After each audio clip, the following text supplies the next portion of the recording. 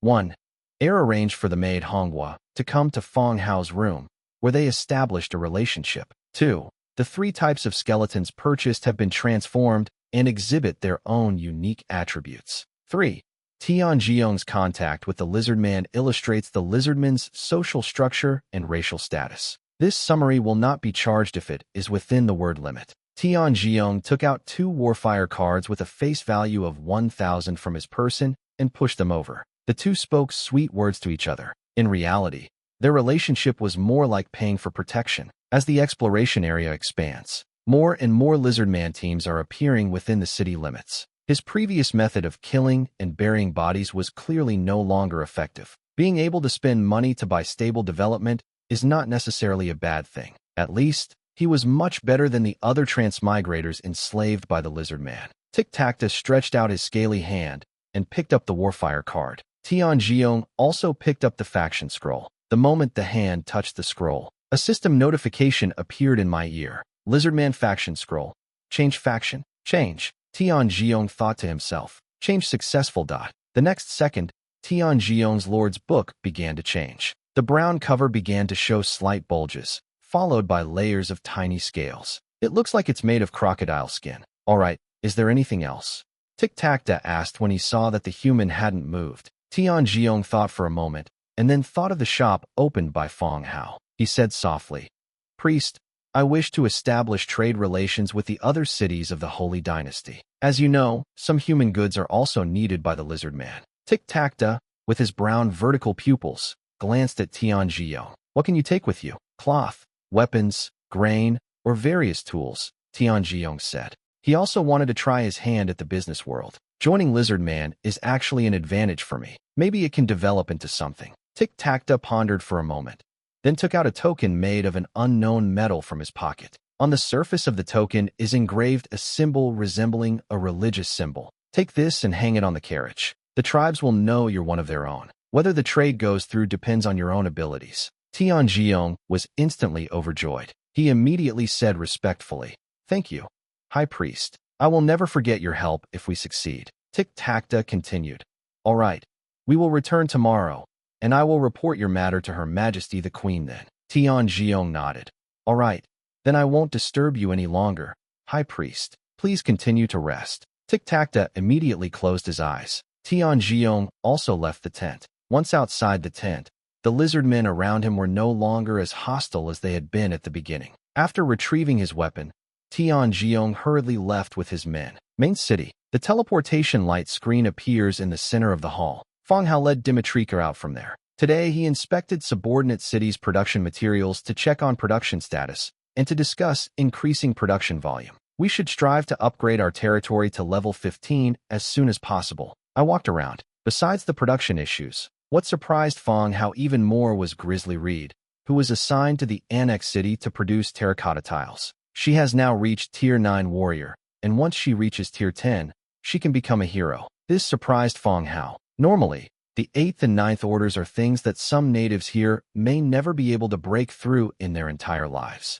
Not to mention those bandits that have no lineage. The Grizzlies seem to have a natural talent for improvement, and their progress is quite rapid. If someone has the potential to become a hero, it's natural to try and increase their popularity. A purple temple guard set was awarded, increasing loyalty from 65 to 80 points. The same promise was made. Once she reaches Tier 10, they will bring her over to be promoted to hero. Reed happily agreed. Back in the main city, we had dinner. Maids started clearing the table of dishes, glancing in their direction with her big eyes every now and then. "Bite, Lord's book," the voice came again. Upon opening it, I found it was Tang Chi, that is, the transmigrator who previously dated the daughter of the Blackstone tribe chief. Since becoming a subordinate city, Tang Chi has been developing in his own territory, rarely speaking in the channel, and has not contacted me. "Boss Fang Hao, I have information about flying beasts of the 5th rank or higher. The hides of flight beasts of Tier 5 and above are used to craft the leather. And since the leather is a material for making airship sails, Fang Hao has been searching for a gathering place for flight-type beasts and monsters of level 5 or above. 1 or 2 are easy to collect, but the quantity is too small. Where is it? What information do you have about the monster?" Fang Hao replied. "On a mountain north of Tuskok, There's a Tier 7 monster unit called Ice Bat Monkey, Tang Chi said. Fang Hao frowned. The monster's name didn't seem to belong to the flight class. Why is it called such a strange name? Is it for slaughtering? The monsters and beasts in this world have truly bizarre and strange names. But the name Ice Bat Monkey still sounds strange. Tang Chi replied quickly, saying, Boss, I had someone kill one and tested it out. We obtained soft, rough hide, which I think is the material for synthesizing hawk hide. I clicked it. Soft, rough skin. Category, leather material. Description, leather material extracted from a flight unit. Upon closer inspection, it really is the synthetic material used in the Junying soft leather. That is one way. How many monsters are there? How strong are they? Fang Hao continued to ask. There are a lot of them, and these things are like giant monkeys with bat wings. They attack any creature they see and take it back to eat, Tang Chi said. It seems that Tang Chi encountered these ice bat monkeys, and that both sides fought. Otherwise, they wouldn't know such details. It's likely that after killing the animal, seeing that it could be broken down into soft, rough hide, he remembered what Fang Hao had mentioned in the channel some time ago. Fang Hao looked out the window. The sky was already getting dark. He replied directly to Tang Chi. Okay, I'll bring people over tomorrow. You should also prepare and lead the way tomorrow. Okay, boss. Kindness. After hanging up the chat, Fang Hao opened the map and took a look. In Tuskok, the former site of the Blackstone tribe has been transformed into a city of the dead. From there, you can recruit troop-type units, and then simply teleport them there. After thinking it over, he closed the Lord's book. Outside the door, Xiaobai was counting the maids who would be cleaning outpost number 032 tomorrow. They don't have to do heavy work. All they can do is wipe, sweep, and clean. Fang Hao went upstairs to rest. Pushing open the door, I saw a petite figure sitting quietly on the edge of the bed, waiting. When Fang Hao came in, he immediately stood up, looking somewhat nervous. Owner. Fang Hao nodded. Yes, Yuan. Master. Yuan called out softly, her head lowered. Maids' names are actually quite simple. Some don't even have a name when you buy them. Just like Manhwa, it's a name he gave himself. Yuan didn't even have a name when she was bought. Fang Hao wasn't very good at naming, so he chose a name that was easy for him to remember based on certain circumstances. The characteristic of Yuan is that it is relatively full, round, and upright. Yuan is usually in charge of cleaning the city lord's mansion. He had previously felt that Yuan's bust had become much heavier. Seeing that she was shy, Fang Hao took her hand and sat down beside her. It's getting late. Let's get some rest. Okay, Yuan responded. The next day, at 8 o'clock in the morning, after breakfast, Fang Hao took Dimitrika to the Blackstone tribe. When you step out of the teleportation light screen, Tang Chi, along with his men and several orcs, was already waiting on the side. I saw Fang Hao come out. He immediately stepped forward and said, Boss, it's Commander Dimitrika. Okay, show me the location, Fang Hao said directly. Tang Chi nodded, took out the Lord's book, and opened the map directly. Pointing to a sparsely wooded hill north of Tuskok, I said, This is the territory of the Ice Bat Monkey. Yesterday, I asked the orcs in the area again, and they said that these Ice Bat Monkeys reproduce very quickly and have already started to venture out of their territory, hunting and eating people everywhere. Fang Hao glanced at the location. The location is quite a distance from here. If they marched continuously, it will probably take more than 7 or 8 hours to travel that way. Fang Hao didn't delay and went straight to Hidden Arms Cave. Hidden Arms Cave houses nearly 1.3 million troops. In addition to the troops recruited at the time, there were also a large number of undead transformed from the corpses of orcs who died in battle. They've all gathered here. After gathering 20,000 melee fighters and 30,000 archers, Dimitrika led them to a spacious area outside the cave. Fang Hao then went to the skeleton transformation field again to recruit. Skeleton Vulture. Wriggling Spine 5. Traces of Death 3. Number of recruits 100. Hundredfold amplification triggered. Recruiting Skeleton Vulture 10100. 10,000 skeleton vultures appeared. They fluttered down all around. He craned his neck, looking down at Fang Hao and the others. Tang Chi was somewhat better off, since he knew it was a matter of faction. But the other orcs, even those who had seen the undead before, still had drastic changes in expression and were full of vigilance when faced with so many skeletons staring at them. After all the skeleton vultures were moved outside the city, Fang Hao then built the Spirit Binding Tower on the nearby open space to recruit people. Spirit Binding Guard. Wriggling Spine 7. Traces of Death 4. Starlight, silver 2. Number of recruits, 10. Hundredfold amplification triggered. Recruiting Spirit Binding Guard 1010. Splash. The Spirit Binding Guard, with soul fire rising from its eye sockets, reappears. Fang Hao made equipment for them and ordered them to wait outside. Recruiting Spirit Binding Guards is not for combat, but for relaying orders. If there are too many unintelligent skeletons, a messenger is needed to relay commands. Fang Hao continued. Tang Chi, do you see if there are any skeleton horses? You'll be coming with me later. The rest of you don't need to come along, to avoid wasting time on the road. I know the skeleton horse. Tang Chi agreed and immediately ran outside to find the skeleton horse. This journey is not short. Blackstone Tribe is quite a distance from Tusco City, let alone the territory of Ice Bat Monkey. Therefore, in order to ensure that you can finish the battle before dark, you need to reduce the time spent on the way. Tang Chi needs to lead the way, but the other living beings are not guided, as it is very troublesome for them to rest and eat. The three of them can eat and drink on horseback. Soon, the skeleton horse was brought over. Fang Hao and Dimitrika are on the road. Tang Chi whispered a few words to the female orc, hugged her, and then mounted his horse to indicate that he was ready. Fang Hao waved his hand and said, "Let's go." Splash. Tang Chi led the way, followed by a massive army of bones that formed a long white dragon as they began to advance northward. 3 p.m. Boss, that's the mountain. Tang Chi rode his horse to the middle of the group, approached Fang Hao, and pointed to the high mountain in front of them. At this point, we were still quite a distance from that mountain. But an hour ago, there were no villages left in the vicinity. Tang Chi explained that the Ice Bat Monkey would always come down from the mountain to catch people and eat them. The nearby orc tribe couldn't do anything about the monster, so they moved away. For orcs, migration is a very common occurrence. All right, the main force continues forward, heading straight down the mountain.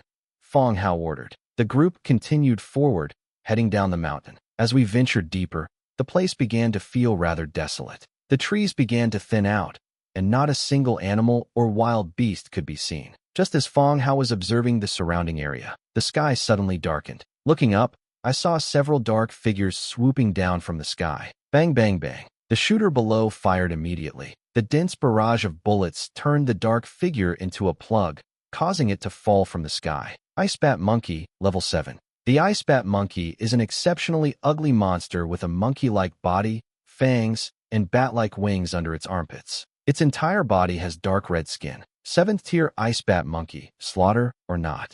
Yes, slaughter complete. 600 meat, 15 soft hides, 25 beast boned. Sure enough, it had soft, rough skin. That's strange. According to the system's assessment, this type of object is edible, but bats cannot. Fang Hao quickly slaughtered all the corpses on the ground. 75 soft, rough hides were obtained. As the gunfire ceased, a series of sharp, monkey-like cries echoed from the woods ahead. One sound after another echoed throughout the entire forest. Immediately afterwards, the entire forest seemed to boil over. One after another, Ice Bat monkeys soared into the sky ahead, flying towards this direction. At a glance, the number has reached at least several hundred. Boss, it seems we don't need to go forward. Tang Chi took 2 steps back, somewhat nervous. Fang Hao nodded. It seemed that the gunshot had alerted the Ice Bat Monkey in the woods. That's fine too. It's better to wait for them to come and attack than to have our own people go into the woods to search. It can greatly improve efficiency.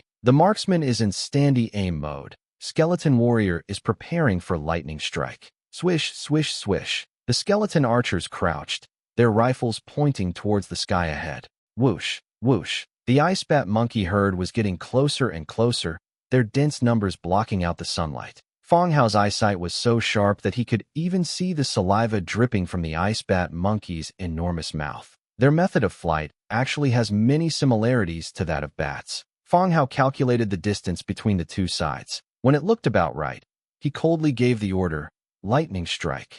The skeleton warrior in the front row has lightning bolts flashing on his skeletal right arm. Put, whoosh, whoosh. With a series of whooshing sounds, Thunder Spear was hurled into the sky. In an instant, countless silver snakes spread everywhere, covering the sky. Ice Bat Monkey's body began to spasm, and it plummeted from the sky with a series of crackling sounds. But many Ice Bat Monkeys that were unaffected or untouched continued to charge forward. Lightning strike, continue. Skeleton archer, fire. Fang Hao continued shouting orders without stopping. Shooting, shooting. Commands rang out from the archer ranks. The next second, bullets rained down like raindrops. The ice bat monkey that pounced on him was immediately turned into a plug. In an instant, the ground was covered with these bat-like and monkey-like monsters, which thrashed and struggled on the ground. The freed-up skeleton infantrymen began to advance, finishing off the still struggling ice bat monkey. The ice bat monkey's greatest advantages lie in its mobility and flight capability. Once they lose this advantage,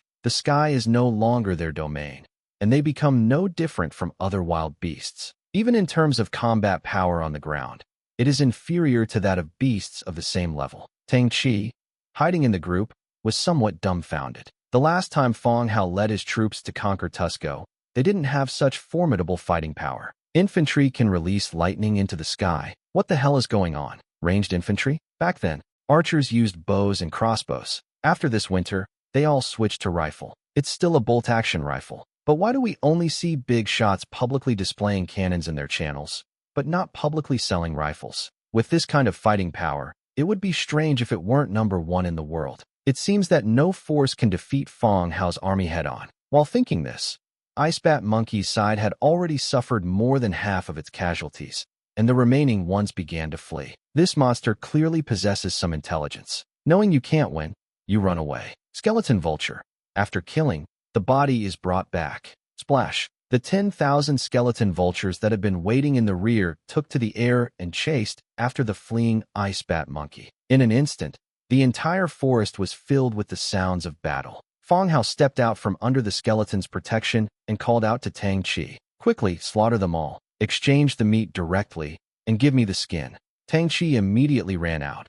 Okay, boss. The two began to work, slaughtering them one by one. Slaughter complete. 550 meat, 14 soft hides, 24 beast bone obtained. Slaughter complete. 620 meat, 16 soft hides, 26 beast bone obtained. Slaughter complete. 600 meat, 15 soft hides, 25 beast boned. The two quickly carried out the slaughter. Meat, leather, and beast bone were piled up in 3 separate places. Ahead lay the skeleton vulture, which kept bringing back the corpses that caught up with them, and the two continued their slaughter. I was busy for quite a while. I already have more than 6,000 soft, rough hides in my hands. After everything was taken care of, Fang Hao waved his hand, and the team continued forward. They advanced all the way to the foot of the mountain. The undead army began its attack up the mountain. The ice bat monkeys on the mountain were even more numerous, and the steep terrain allowed them to charge into the group, killing dozens of skeleton archers. Fortunately, the skeleton infantry quickly returned to reinforce. Kill all the ice bat monkeys, and the archers will begin their normal attack. Lightning flashed across the sky, and bullets rained down relentlessly. Shoot down all the ice bat monkeys, then finish them off. Meanwhile, the ice bat monkey, fleeing in all directions, continues to be pursued by skeleton vulture. However, ice bat monkeys are wild monsters, and many of them run away when they are truly unable to defeat them. It flew directly in all directions. We made our way to the top of the mountain, and it was already 5 p.m. By this time, it was already getting dark. Fang Hao and his companion began the slaughter. After the slaughter, a total of more than 38,000 soft, rough hides were obtained. That's quite a gain. At the same time, he left a corpse, waiting to be transformed by throwing it into the transformation field. Search around here and see if there's anything good, Fang Hao said loudly. Splash. The skeletons scattered and began searching the vicinity. Unfortunately, these monsters clearly did not develop much intelligence. The surrounding area was littered with nests, scraps of flesh, and bones. There were no treasures, not even beautiful gems. Nothing was found. Boss, just as Fang Hao was about to order a retreat, Tang Chi's shout rang out from the side. She looked up at Tang Chi, who was walking quickly towards her. Boss, there's a cave over there, and there are a lot of people locked up inside. People. A thought flashed through Fang Hao's mind, and he realized the possibility that someone was being held captive in the cave. Previously, Tang Chi mentioned that these ice bat monkeys would capture people from nearby villages to eat, and these might have been their dinner. Where? Fang Hao asked immediately. Tang Chi pointed in the direction behind him and said, It's over there. Just walk straight, and you'll see a cave. Fang Hao nodded. Tang Chi, you stay here and direct the army to prepare to go down the mountain. Dimitrika, You take some skeletons and come with me to check on those who have been captured.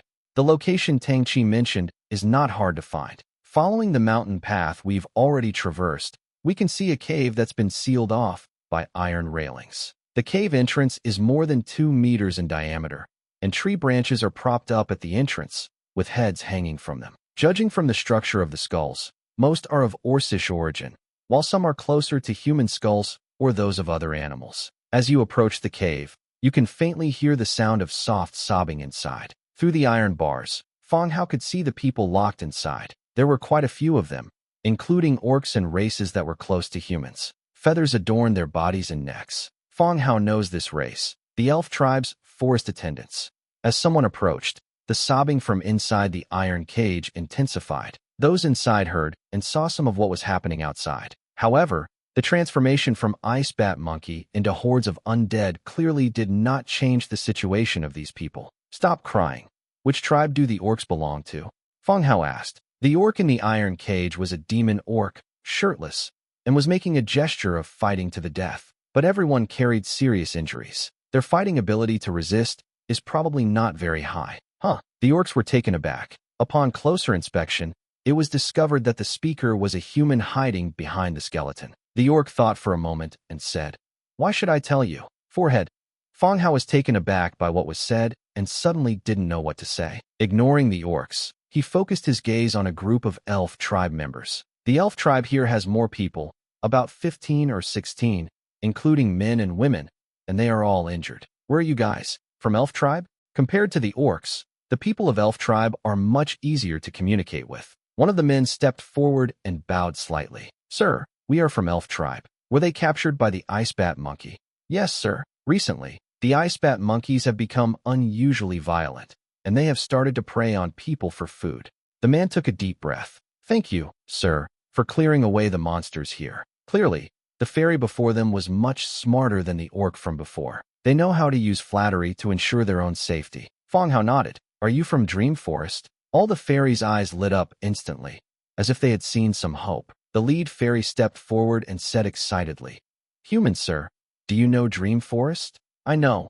I've met Sinisara once. So you're one of her people? Fang Hao continued to ask. Sinisara, the leader of Dream Forest. It is also an orange tier 9 hero. Last time, when the elf tribe attacked Fang Hao and Merchant Alliance, Sinisara personally went to Fang Hao's territory to negotiate reparations. Finally, it was decided that 2,000 forest attendants would help Fang Hao farm. In fact, Fang Hao had a plan this year to collaborate with fairies and hire them to grow food to increase production. In that case, it should be much cheaper than buying grain from merchants. You know Lady Sinisara.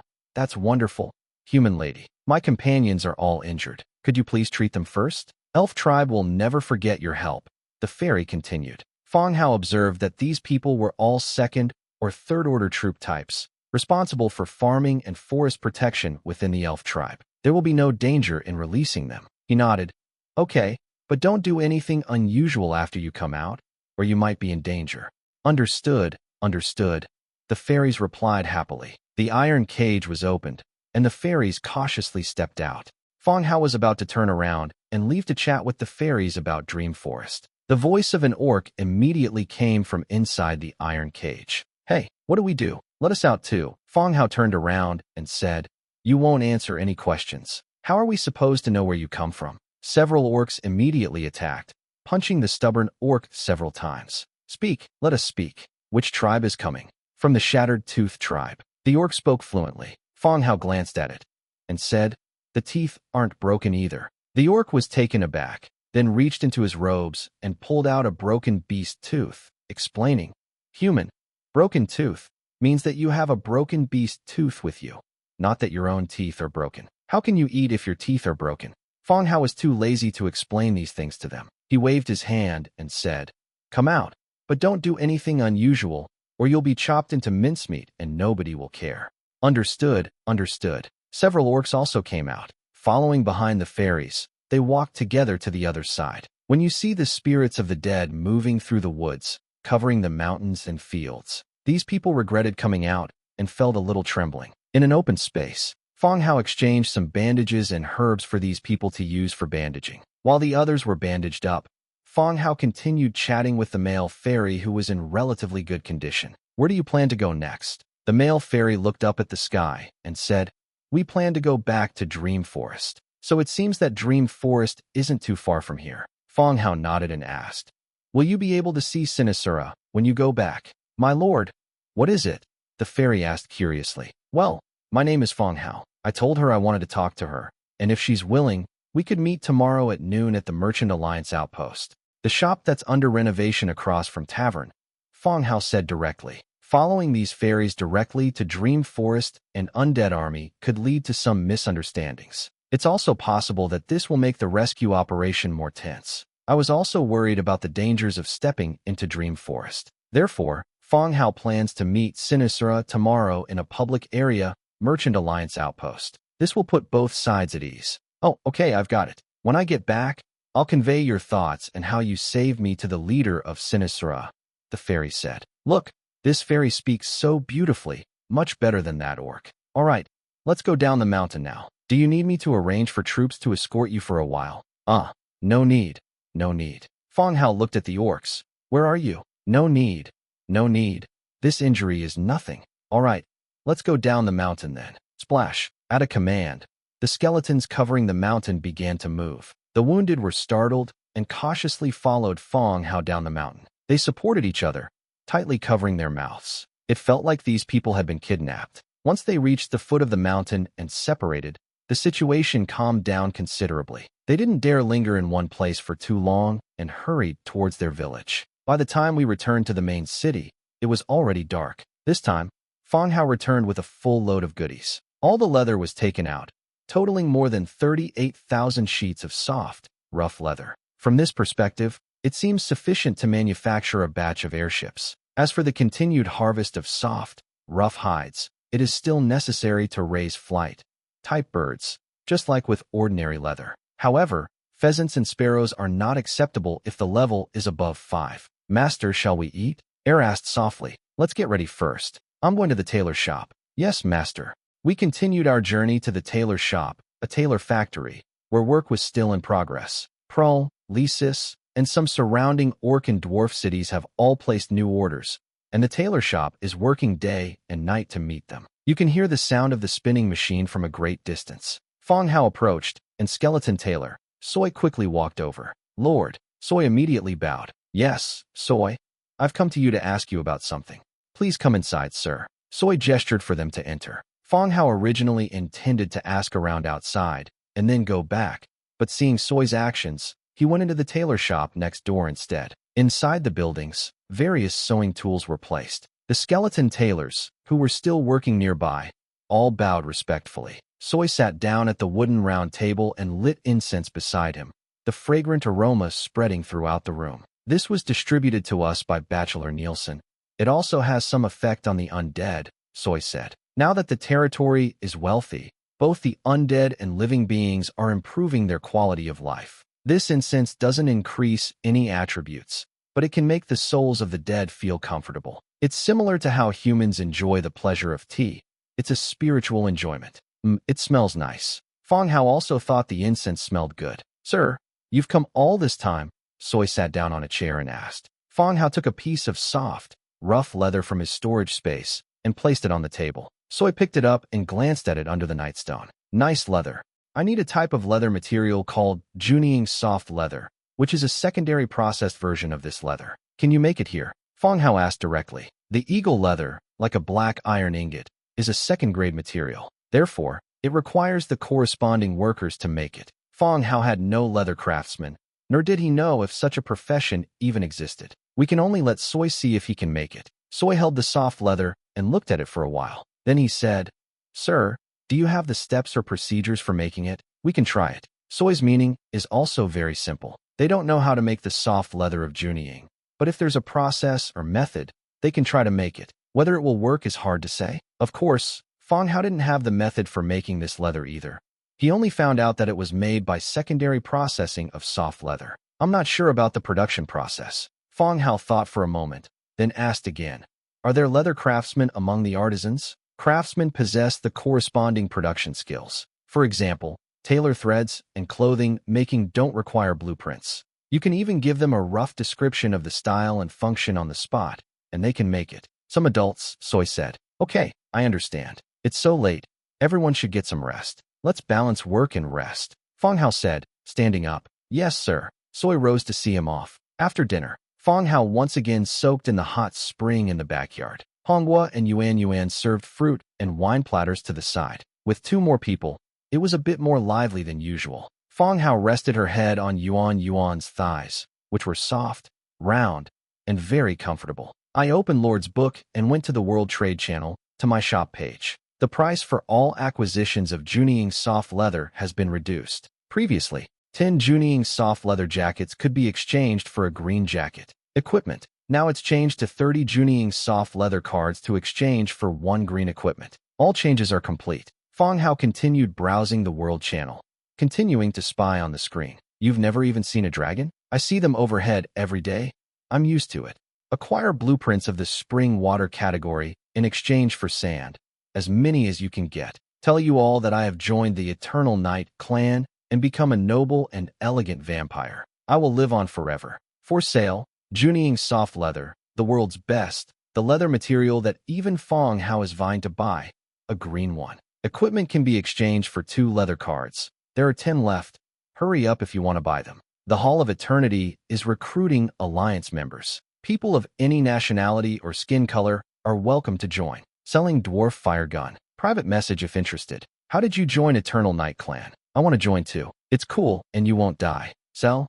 The World Channel remains a mess. Once opened, a large amount of irregular information began to scroll upwards continuously. Sometimes you don't even see the previous post clearly before it's already been topped out of reach. To participate, you still need to block some information. Fang Hao didn't block the ads this time because he wanted to see if anyone was selling the leatherworkers' buildings. Blueprint. After looking for a while, no one was selling the leatherworkers' blueprint. Fang Hao first turned on private message blocking. Then I edited a message and sent it. Collecting leather workshop, buildings, blueprint. Private message only if interested. I won't reply to inflated prices. It was sent out directly and instantly disappeared from view. Just when Fang Hao thought that his message would not be seen by others, a barrage of private message notification sounds suddenly rang out. Ding, ding, ding. The sound was so loud that even the women chatting nearby turned to look in their direction. Fang Hao opened the first one to take a look. I have 10 blue equipment or 50 green equipment.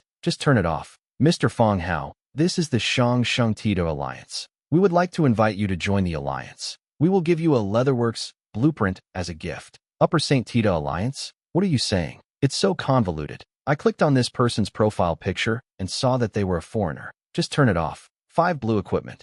Change 3 human special barracks, blueprint. 20,000 units of terracotta tile. Fang Hao watched them one after another, and then turned them off one by one. It seems that he gave the whole world the impression of being a nouveau riche, and everyone's offers were outrageous. Moreover, each of them was quite self-righteous, seemingly acting like a leatherworks building. Blueprint is an invaluable treasure. After flipping through the items, Fang Hao found 10 green ones. Trade equipment with transmigrators. Actually, his asking price was a bit high, but relatively speaking, it was acceptable. Fang Hao contacted the other party promptly and completed the transaction. After ignoring the other person's attempts to build rapport through conversation, the blueprint was saved. Leatherworks. Wood 800, stone 500, leather 450, hemp rope 220, metal parts 50. The workshop doesn't have many materials. Fang Hao sat up and said to the women, I'm going out for a bit. I got dressed and left the backyard. Leaving Lord's Manor, head straight towards the industrial area. This is because it is a gathering place for undead craftsmen. There are more streetlights equipped with night stones, and they are brighter. Fang Hao selected an open space and began construction immediately. The light shimmered, outlining the shape of a workshop. Soon, the light faded, and the workshop came into view. First-class leather workshop. Available to recruit. Tanners. Wriggling Spine 1. Description: you can recruit troop-type members of your faction in these buildings to craft leather and leather goods. Upgrade required. Wood 2,100, stone 2,500, leather 850, hemp rope 600, iron 320, metal parts 150. Sure enough, they were buildings that recruited special craftsmen. Within the buildings, you can recruit the corresponding craftsmen. It seems we'll soon know whether Junying Leather's plan will succeed. Upgrade the buildings to level 10. Level 10 Leatherworking Workshop. Available to recruit. Tanners. Wriggling Spine 1. Skills. Model making. Intermediate processing. Model crafting. After successfully crafting a leather item, the crafting efficiency for the same item increases by 15%. Intermediate processing. Record more leather crafting methods. Efficiency plus 20%. Description. You can recruit troop-type members of your faction in these buildings to craft leather and leather goods. Materials required. Tough wood 1200, stone bricks 1500, tough leather 800, cast iron block 150, metal parts 1200. Once buildings reach level 10, they provide 2 skills. The first prototype can increase the production efficiency of the same product. It is a very practical skill. The second level, intermediate processing, records more leather making methods, which may lead to the creation of journeying soft leather. After all, this kind of secondary material is not something special or rare. Otherwise, the price would have already skyrocketed. Fang Hao did not hesitate and immediately chose to recruit. Tanners. Wriggling Spine 1. Are you recruiting? Recruit. Starting with Hundredfold amplification, recruiting 101 skeleton tanners. Large swaths of light flashed. 101 skeleton tanners appeared around the house. Tanners was relatively tall, with a leather apron tied in front of him. He held a leatherworking knife in one hand and made a horizontal slash with the other. Both are tools used for leather processing. We are at your service, Lord. The skeleton leatherworkers immediately bowed. Fang Hao nodded. Welcome everyone to join us. His gaze then turned to the tanner who was leading the group and had emerged from the buildings. What's your name? Sir, my name is Bach. All right, Bach. From now on you are the team leader of the leatherworkers. I will assign any related tasks to you, and you will then distribute them to others, Fang Hao said. Skull Tanner's Bach increases your loyalty by 10 points. Current loyalty 77. Even the dead are still passionate about power. Loyalty increases with each promotion to captain. Thank you for your trust. I will definitely complete the task you have assigned me, Bach said softly. Yes, I believe in you, and I believe in everyone, Fang Hao said with a smile. Skeleton Tanners, Tier 1. Racial traits. Undead, hollow skeleton, light weakness. Skill.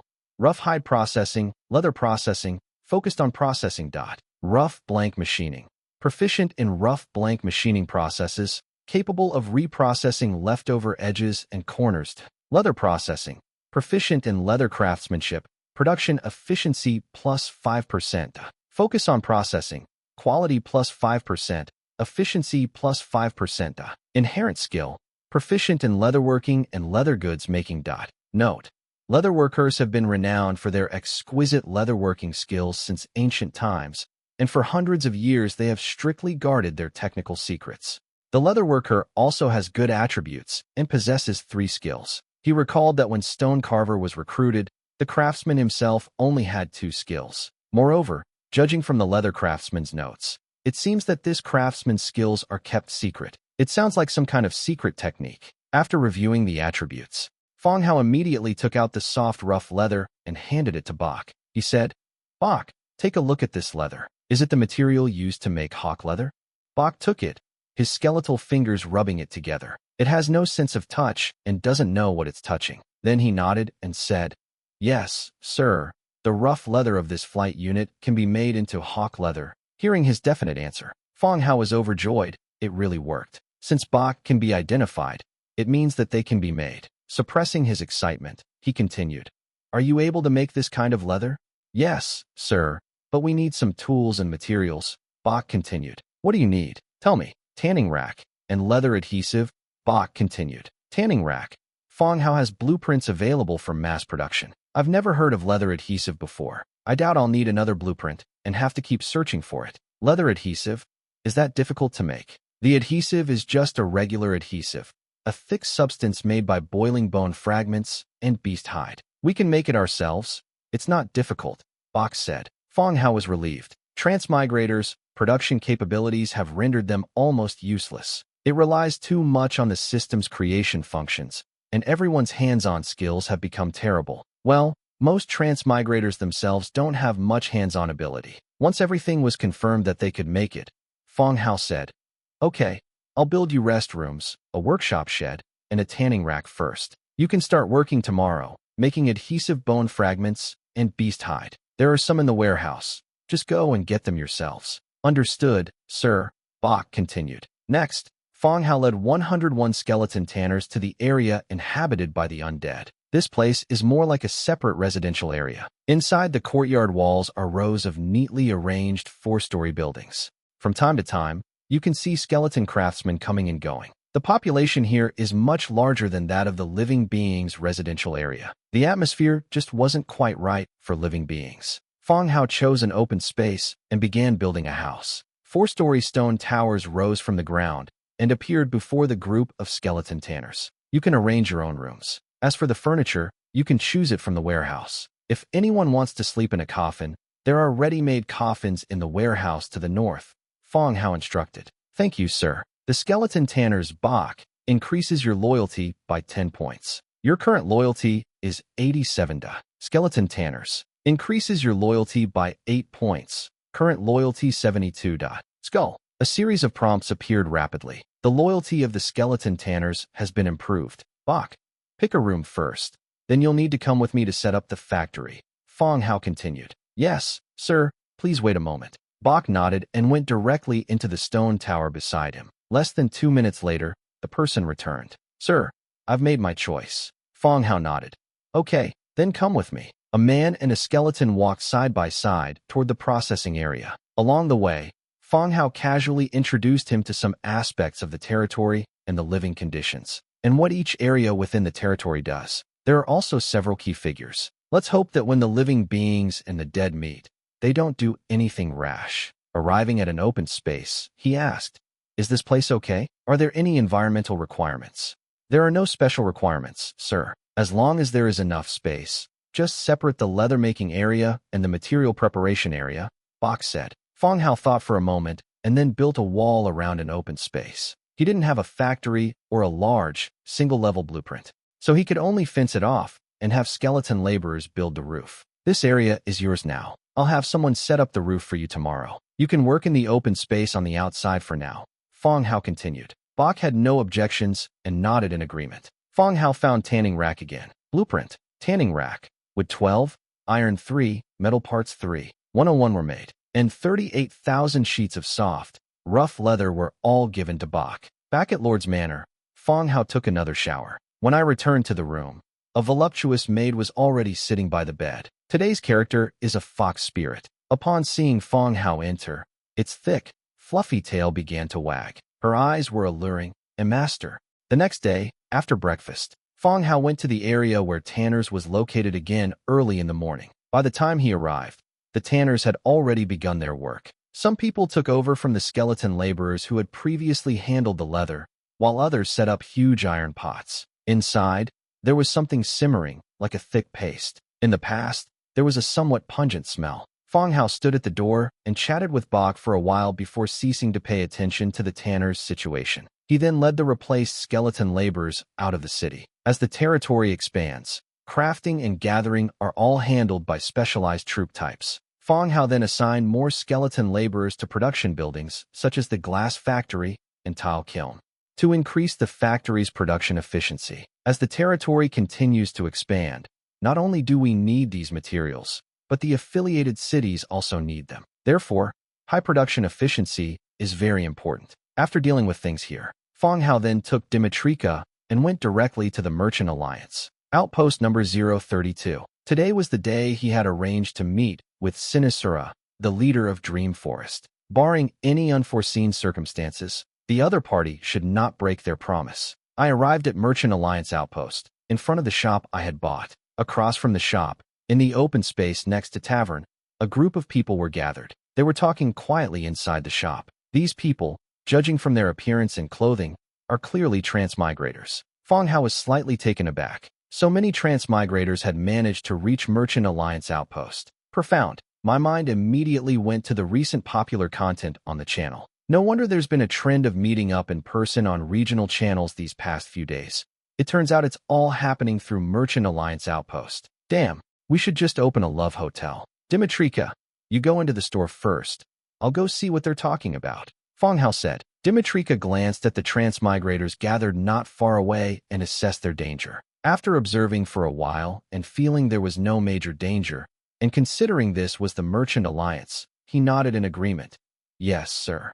After saying that, he walked straight into the shop. Fang Hao, on the other hand, headed straight for the place where the transmigrators were gathered. There were more than 10 people here, all men, with a few militias with them, but none of them carried a special troop type. He didn't pay any attention when he saw Fang Hao walking over. Ahem, what are you looking at? Fang Hao asked the person closest to the edge. The man was young and wore a gold chain around his neck. Without even turning his head, he said directly, "Don't you have eyes?" "Forehead, it's grown long. What's so interesting about it?" Fang Hao asked, puzzled. The man was startled, then turned around abruptly to look at Fang Hao. "You're Nan Tong?" "No, my name is Fu Lei." The man scrutinized him again and said, "You don't like bunny girls? You don't like vixens?"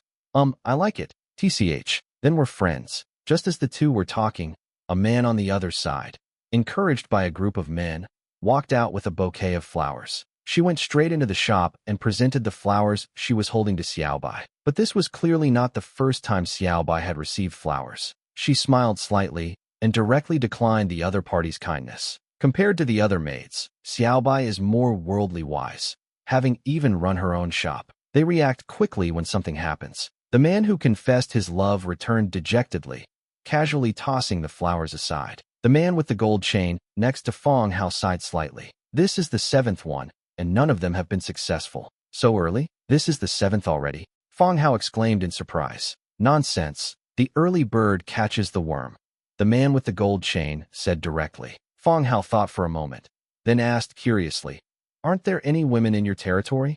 Upon hearing this, several people around Fang Hao turned to look at him. Another man asked, "Do you have women in your territory?" "Yes, there is."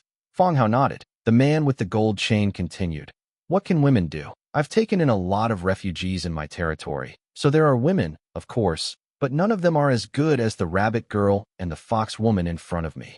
You're all right. My territory is surrounded by orcs with huge mouths and fangs. That female orc's legs are thicker than my waist." "Oh, it's all the same with the lights off. You're too picky," Fang Hao said. "I didn't choose. She just said she didn't feel anything. Speaking of which, aren't these bunny girls beastmen? I've never met one before." The three of them were talking with their heads down when another person was pushed forward, holding something that looked like a jewelry box, which probably contained rings, necklaces, or the like. They entered the shop. This person is more formal. He knelt down on one knee in front of a rabbit maid and loudly declared his love. Rabbit maid was so frightened that his face turned pale. I ran straight upstairs. The man was left kneeling alone, holding the jewelry box, looking somewhat lost. After hesitating for a while, she slowly stood up, shouted a couple of times towards the 2nd floor, saying things like, "I'm sincere," and "I will move you," before walking back. "That's the 8th one. Jewelry won't do either," the man with the gold chain said. "Wow, this is how you plan your trip." In the following days, one person after another approached them, gave them gifts, and some even acted like rich kids, showing off their wealth. In the end, they all ended in failure. Despite the failure, the number of people nearby is increasing, now approaching 40. Some female transmigrators also joined the discussion. They acted like they were at a comic convention, pulling out their lord's books every now and then to take a couple of photos. Fang Hao was speechless. It couldn't be that bad. "Looks like we'll have to use Earth Spirit Maidens for cleaning tomorrow." Earth Spirit Maidens, though resembling a human, has a muscular physique that is even more pronounced than that of a bodybuilding coach. That should be fine. What sauna?" the man with the gold chain asked. Is this a sauna? Can I get my feet washed here?" "Wash your sister's ass." Just then, the 14th person who had failed in his confession returned. She threw the gift in her hand to the ground and said angrily, "This bunny girl NPC definitely doesn't like men. Otherwise, someone as handsome as me would have succeeded." Then someone else stood up and said, "Whoever can find a successful strategy, I have a green bull-headed man helmet blueprint here. That's his." I also took out a green card. The blueprint belongs to whoever successfully confesses their feelings. I'll offer 20 Warfire coins. I have a pair of green combat boots here. I'm offering a blue one-handed sword from Master Fang Hao's shop. I need a strategy guide. Everyone chimed in with their own opinions, and the man with the gold chain took out his gold chain and placed it as a bet. Immediately, people in the vicinity became even more eager to try it out. Anyway, there's no harm in giving it a try. Several others have failed before, so it's not shameful to fail yourself. Seeing that things were getting more and more lively, a group of people were eager to try it out. Fang Hao stood at the very back and made a hand gesture towards the other side. Then Dimitrika was seen drawing his long sword from his waist and sitting at the doorway. This finally calmed down the somewhat excited transmigrators. Holy crap, that golden armor is so cool. And that thick tail? Is he a little dragon? Little dragon man, my foot. It's lizard man. I've seen him before. Didn't they say bunny girl was an orc? How did she become a lizard man? That's a hero, isn't he? Someone should go and take a look. Maybe we can recruit him. The topic instantly shifted from rabbit girl to lizard man. Someone stepped forward to try and strike up a conversation, but when Dimitrika reached for his long sword, the transmigrators bowed and turned to leave. Upon returning, he excitedly exclaimed, "Holy crap, orange hero, that's awesome. Holy crap." In an instant, a chorus of "holy crap" erupted. Fang Hao sat at the back of the crowd, listening to their conversation. From this, one can clearly understand the situation of various forces in the surrounding area, and also discern which forces are easier to approach. It's friendly to transmigrators. It doesn't peel off their skin and eat them right away. Time passed little by little. Fang Hao was also getting impatient. He glanced at the time and saw that it was 11 o'clock. Although the reason is unclear, it seems that Sinisura is not planning to keep the appointment. Just as he got up to leave, he heard the man with the gold chain exclaim in surprise again. "Look what that is, a tree woman, so sexy." Fang Hao looked over and saw the elf tribe team approaching. Leading the group is Sinisura, whose human body is outlined by several vines. She is guarded by elf tribe members and surrounded by fluttering flower fairies. Sexy? What kind of XP is this? Fang Hao waved, gesturing for them to go inside the store first. Sinisura glanced over here and then went straight into the store. Damn, I'm in this steamed place too. What's going on here? Orcs, lizard man, and now another vegetable. I'm sure that was a hero, and a pretty high-level one at that. The group then shifted their focus and began commenting on the tree woman from before. Fang Hao finally understood. These people were just too pin up and were willing to accept anything offered to them. I quietly walked out of the crowd and headed towards the store. As soon as he stepped out, the people around him started to cheer. Oh, a warrior who dares to look straight into his own heart. I knew he hadn't moved at all. Now that he's seen the tree woman, he can't control himself anymore. The man with the gold chain shouted, "Come on, bro. It's nothing to be ashamed of. Keep it up, bro." Fang Hao turned around, gave everyone a thumbs up, and walked into the shop. "Master," Little White smiled happily. The maids all around also had their eyes blinking. "Okay, take a rest. It's almost noon. That's enough." Fang Hao rubbed her head. Its two ears were twitching incessantly, and its face was full of smiles. "Yes, master," Little White said. "Okay." Fang Hao continued.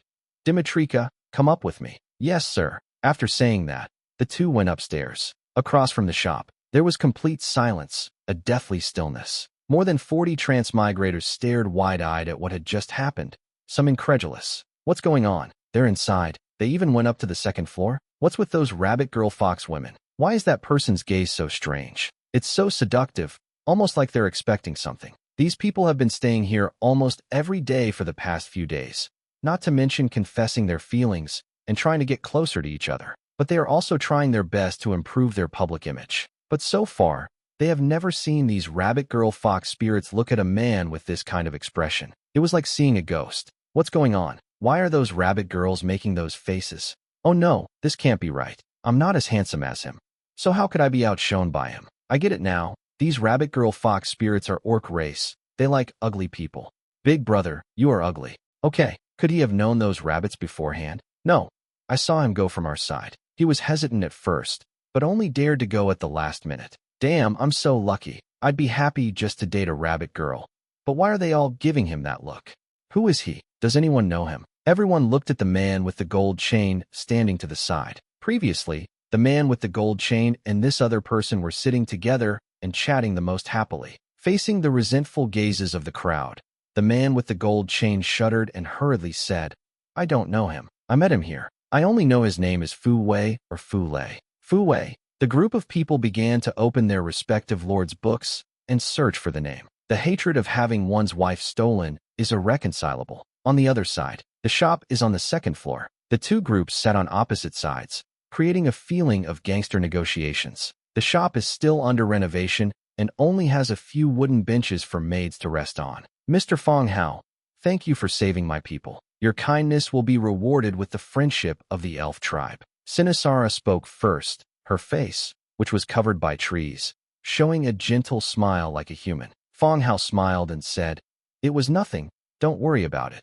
Yesterday, the forest attendants who escaped told Sinisara about being kidnapped and then rescued by Fang Hao and others. He briefly described the number and strength of the equipment he saw. Although it was only a general description, it still greatly surprised Sinisara. She knew perfectly well how difficult those ice bat monkeys were to deal with. They, the Dream Forest, might not dare to lead their troops to force their way into the ice bat monkey's habitat. However, the returning forest attendants told her, after the first shot was fired at the foot of the mountain, they advanced to the top of the mountain in just 2 or 3 hours. After eliminating the ice bat monkeys in the entire area, they began cleaning up the battlefield. Sinisara could hardly believe the news.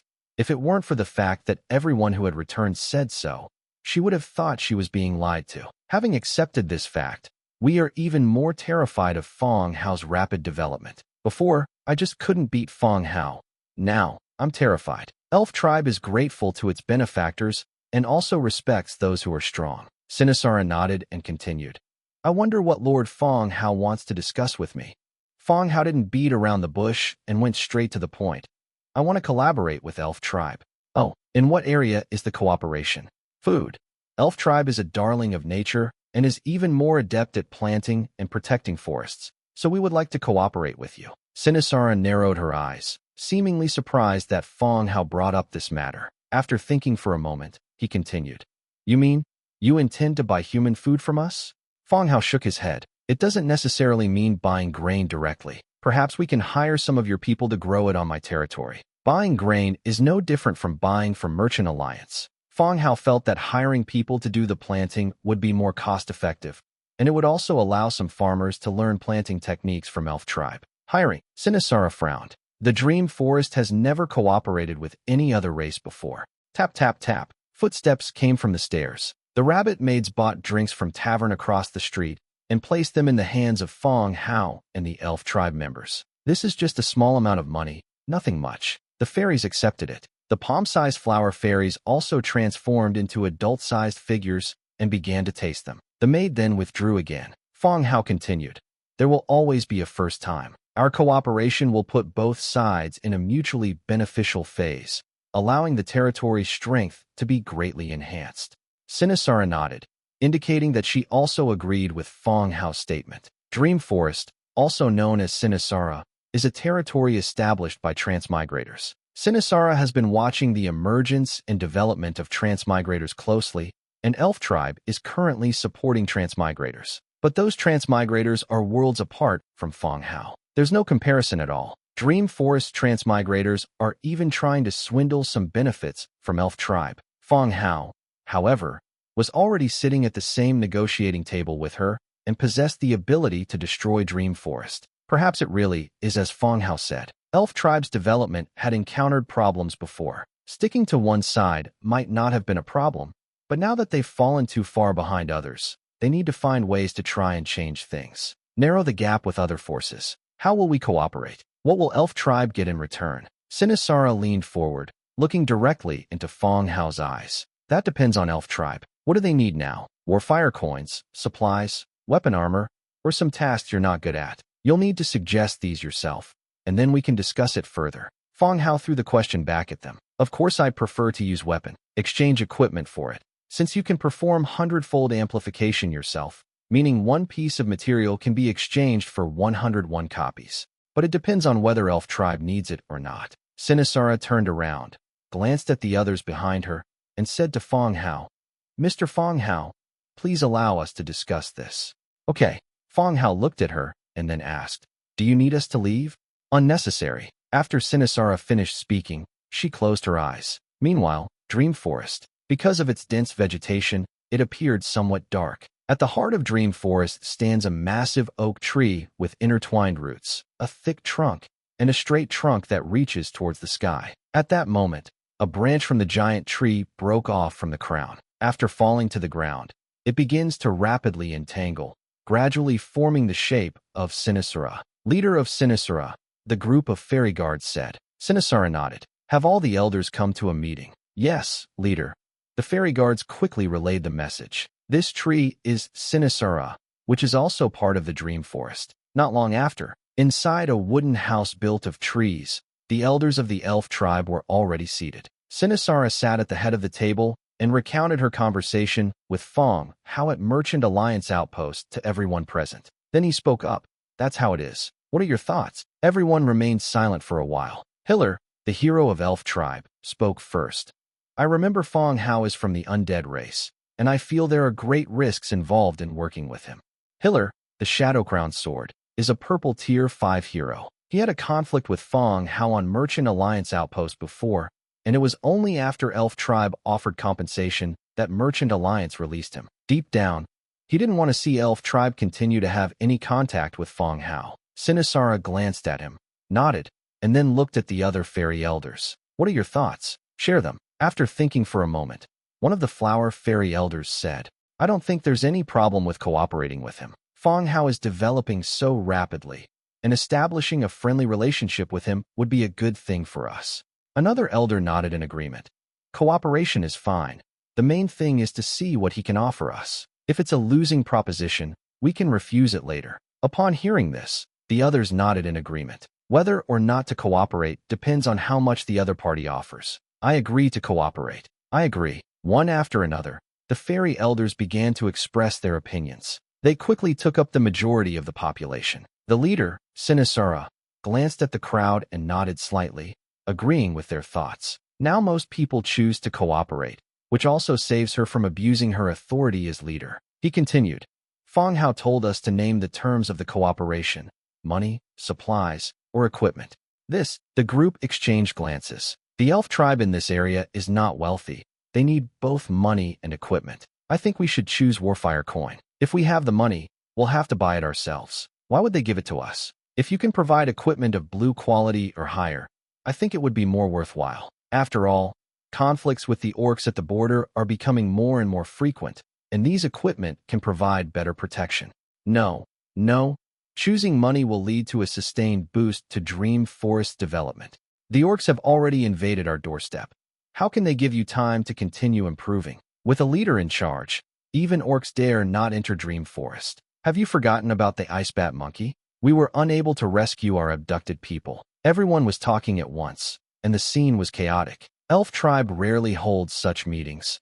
Its development direction has remained largely unchanged for over a century. After all, the leader, Sinisara, has a much longer lifespan. But over the years, the fairies of Dream Forest have developed a sense of isolation. They remained confined to their own territory, rarely interacting with the outside world, and their own development was not significant. On the contrary, the external situation has changed dramatically due to the emergence of transmigrators. The various races' equipment reforms, conquests, and plundering are all developing rapidly, making the elf tribe appear increasingly weak. The orcs currently troubling elf tribe are just a slightly larger tribe. From this perspective, the fairy is both short of money and lacks equipment. Everything is lacking. The elder in charge of development wants money, while the elder in charge of commanding troops wants equipment. They were arguing fiercely. All right, stop arguing. Sinisara had to speak up to stop them. Everyone fell silent and looked at them with questioning eyes.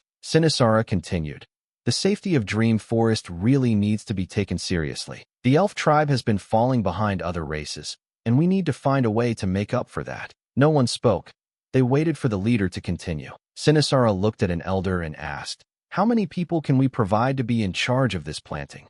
The elder thought for a moment and said, about 20,000 people. Transferring so many people at once, not to mention whether the clansmen are willing, Dream Forest might be affected.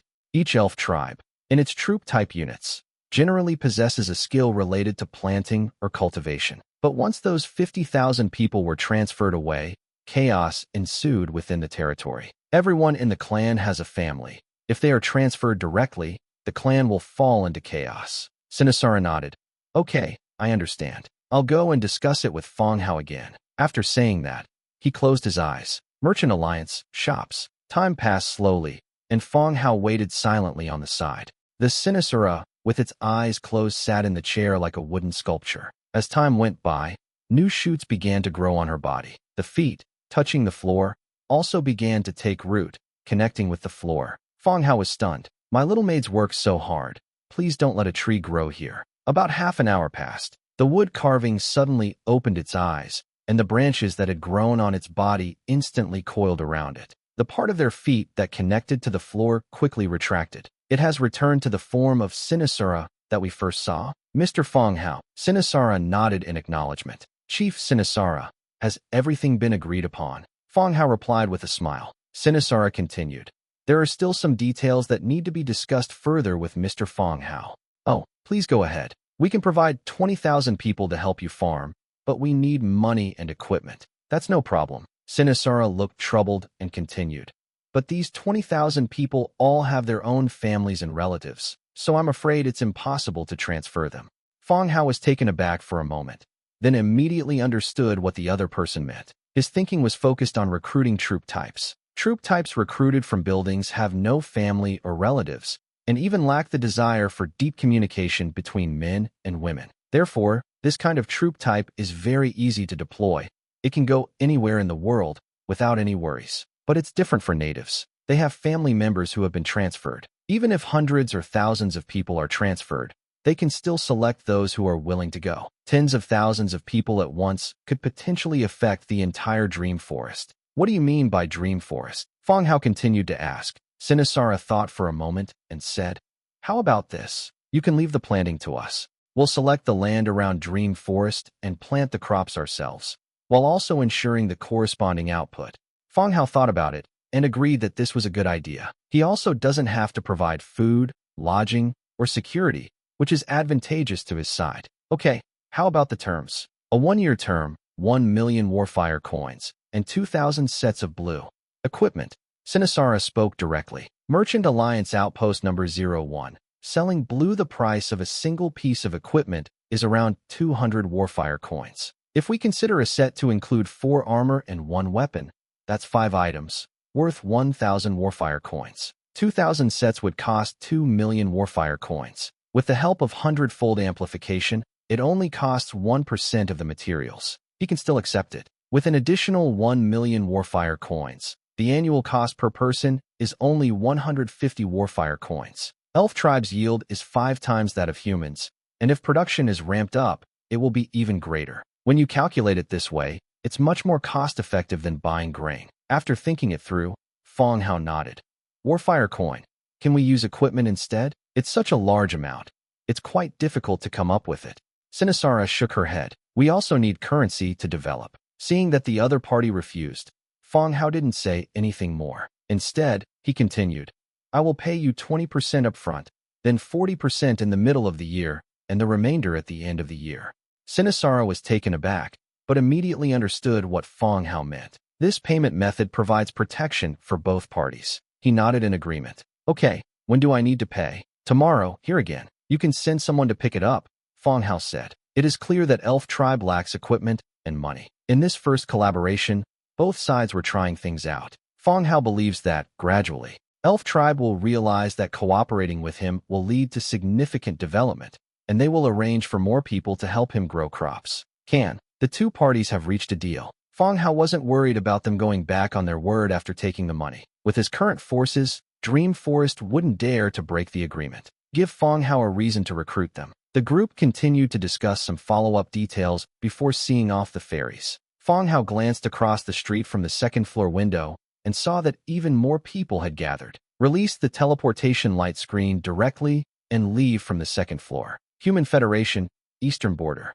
Shantae Yao Fortress. Because it is located at the border with the Undead, the Federation spent a lot of resources to transform this city into a fortress. The City of Fortress, Level 12. The massive troop movements on both sides of the border turned the city into a ghost town in just a few months. At first, the nobles and wealthy merchants in the city left one after another. Later, the city's residents, carrying their luggage and everything they could take, began to flee westward. Those who could leave have already left. Even some of the city's officials and guards began to flee. Many of them were captured and beheaded by the commander of the Hall of Justice, who then took command of the city. This allowed the City of Fortress to stabilize somewhat. The City Lord's mansion. The City Lord, Fu Bin, sat uneasily at the top, somewhat anxious. Having inherited the title of City Lord, He began to fear coming to the city lord's mansion and fearing the news coming back from the border. Because every piece of news he received filled him with fear. I was terrified that today's news was that the undead had already attacked.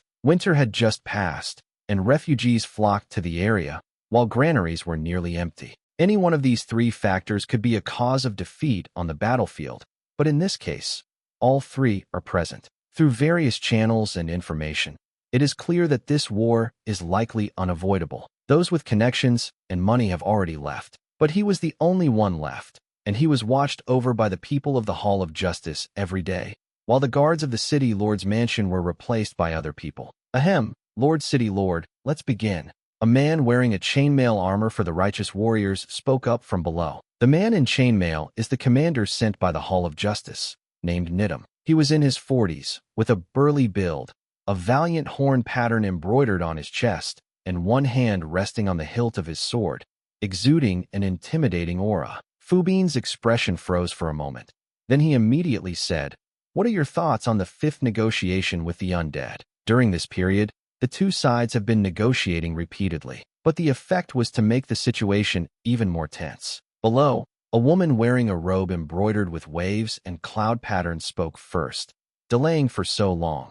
The undead are not retreating and are negotiating repeatedly. I think they are deliberately stalling for time. It would be best to strike first and wipe out a group of undead. This person's name is Mape, and he is a representative of the Mage Association. Behind her were several accompanying mages, and Li Rong, who pretended to listen attentively but was actually looking at the city lord's book. As soon as Mape finished speaking, someone stood up to refute. "Master, you must have said that from a high place, right?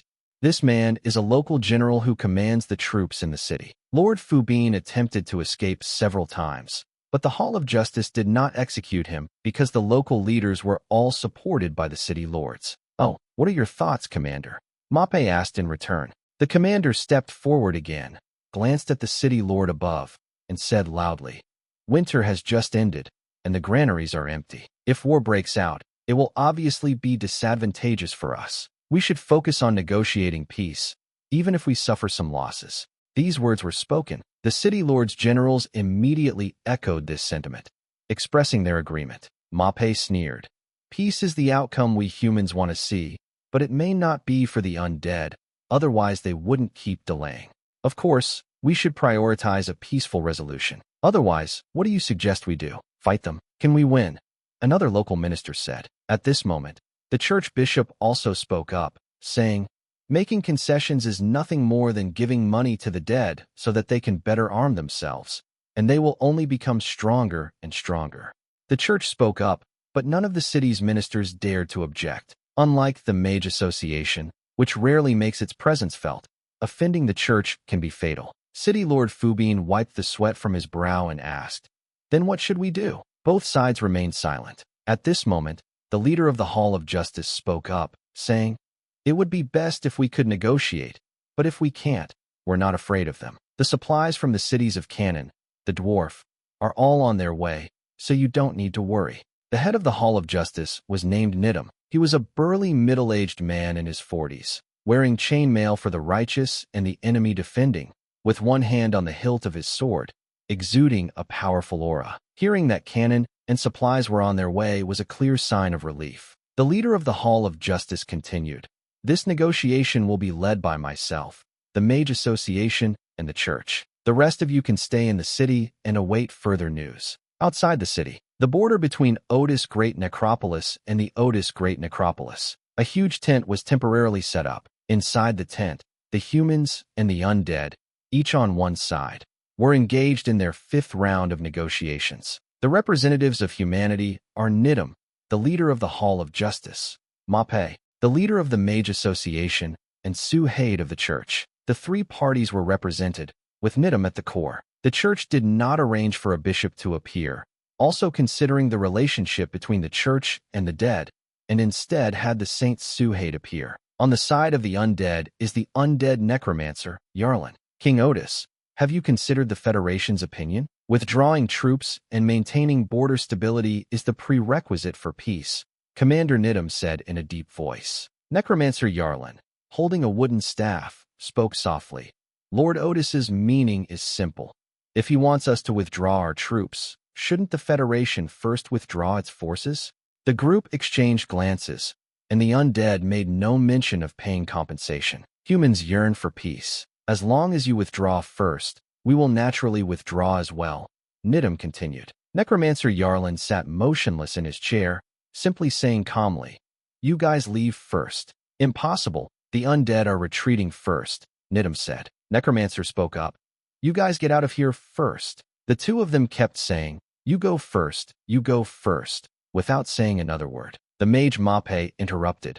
"Mr. Necromancer, the undead's battlefield execution capabilities far surpass those of humans. Only if you withdraw your troops first can both sides return to a peaceful situation." The battlefield execution capability she was referring to was the ability of the legions within the undead race. The undead don't need to consider supplies, support, weather, or many other factors.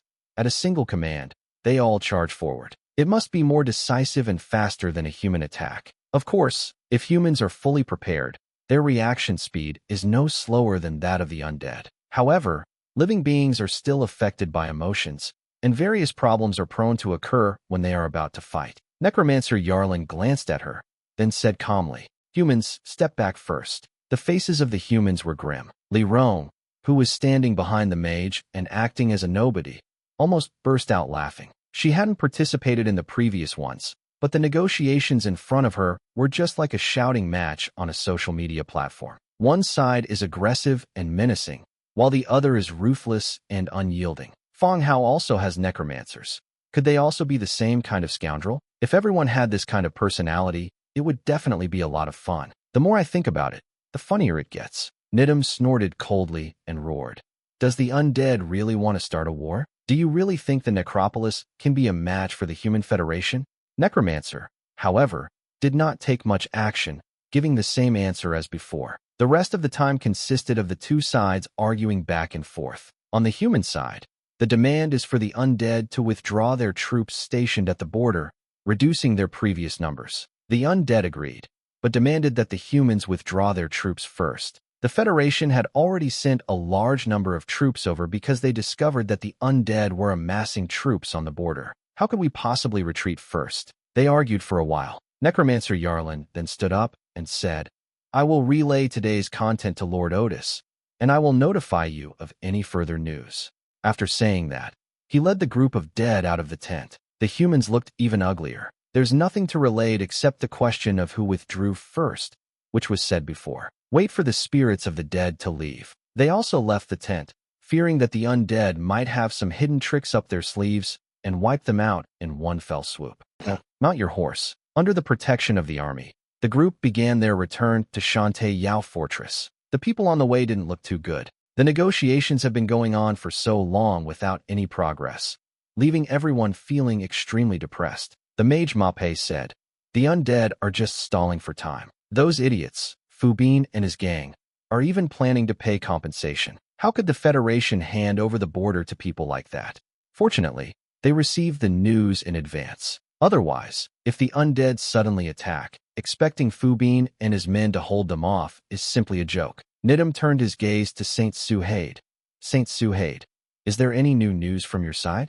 The others already knew that Suhaid had planted spies in the necropolis. They also obtained information about Necropolis's movements through that hidden connection. Of course, all of this was arranged by Fang Hao and Li Rong. Suhaid puffed out his chest and said, "Last night I received a message from my informant that Necropolis is speeding up the production of the equipment and has already started working through the night." Upon hearing this, Nidam and Mape's expressions instantly turned even more grim. They were just stalling for time. "Has the church been notified?" Nidam asked seriously. Suhaid shook his head and said, "I had already informed His Holiness the Archbishop of this news before I came here." "Yes," Nidam nodded. The mage Mape glanced at Li Rong beside him and said, "Li Rong, inform Guild Master Jijilia of this news as well." Clear. Li Rong rarely speaks and has been acting as a messenger ever since she arrived. The message was relayed back to Silverwing City, and then his underlings passed it on to the Mage Association. The City Lord's book is much better than the communicating conch shell. It also has a photo-taking function, which better expresses the current situation. For the rest of the journey, everyone fell silent. The increasingly tense situation at the border is putting immense pressure on them as well. War is no joke. Once it starts, corpses litter the ground. Similarly, their safety is also a concern. They returned to Shantae Yao Fortress and went their separate ways back to their own residences. Inside a beautifully decorated room, Li Rong first sent a message to his younger brother recounting what had happened that day, asking him to forward it to the Mage Association. Then, another copy was sent to Fang Hao. Fang Hao's side, on the other hand, focused on emphasizing the arrangements and deployments made by the humans, as well as the increasingly tense situation between the two sides. Fang Hao only sent back one message. Understood, be careful. After Li Rong replied with moi, they exchanged some food and placed it on the dining table. After each dish was placed on the dining table, Li Rong and Dark Elf Morse chatted while eating. Actually, coming here didn't have much of an impact on her. They ate and drank as usual, and their quality of life did not decline in the slightest. I'm just a little worried that if war breaks out, it might pose a danger to me. Thump, thump, thump. Just then, there was a gentle knock on the door. Enter. The door opened, and Su Haid, dressed in ordinary saint's attire, walked straight in. Li Rong frowned. She thought it was the sorcerer Mape who had come, but she didn't expect it to be Su Haid. Miss Li Rong. Su Haid smiled and bowed, like a young gentleman with a sunny disposition. Yes, Su Haid. Is there something you need? Li Rong asked calmly. Miss Li Rong, a great battle could break out at any time. We are all transmigrators, which means we are all one family. We must help each other when the time comes. Su Haid smiled gently and glanced at the purple hero, Morse, beside him. Li Rong noticed the other person's gaze and understood his thoughts. He saw that Li Rong had purple hero protecting her, so he came over to try and get closer to her. Whether it's the church or the Mage Association, the heroes assigned to them are all loyal to the forces at play. Once war breaks out, the safety of transmigrators will not be a top priority. The heroes recruited are different. The primary task is to protect the Lord's safety. With a major battle imminent, he was worried about his safety, so he went to Li Rong to try and get closer to her. Li Rong smiled and said, Of course, we are all transmigrators, so we should naturally support each other. He said it aloud, but in his heart he cursed his ancestors for 18 generations. Before the two of them had any contact, Su Haid arranged for Chao Jingji to harm him. If she hadn't brought cannon to her, she would be either dead or tortured beyond recognition. You still want me to save you? If I don't stab you a few times by then, you're lucky you ran fast. But he still wore a kind smile. Hearing this reply, Su Haid felt much relieved and continued. Things aren't that serious yet. If the undead make any moves, I'll be the first to know and will notify you in advance. Li Rong smiled and said, That's great. You're so resourceful. You even had spies planted long ago. Of course, since we've come to this unfamiliar world, we need to plan ahead for future development so that we can stay ahead of others, Su Haid said. Yeah, you men really do think further ahead. The two chatted aimlessly for a while, and seeing that Li Rong hadn't finished eating, Su Haid didn't linger. He then said goodbye and left. They continued walking upstairs. I wonder who they were going to find to pull strings with. Once the footsteps had completely disappeared, Morse spoke up. He's not as friendly to you as he seems. Li Rong sneered and said softly, When the opportunity arises, help me kill him. Morse was taken aback. The two were just chatting happily, and now they're talking about killing someone. This is even more ruthless than her, the assassin. Dusk, main city, a vacant lot outside the city, specifically used to assemble troops. Fang Hao opened the Lord's book and found the blueprint for the Hare airship. After a day of production, Tanners has completed the production of 62 Eagle softcovers. It would be worth trying to build a flight boat. Open Lord's book, find blueprint, and start creating it. Hundredfold amplification triggered. Obtain 101 Wild Rabbit airship components. Hundredfold amplification triggered. Obtain 101 units of the Wild Rabbit airship hull. Hundredfold amplification triggered, granting 101 Hare airship decks.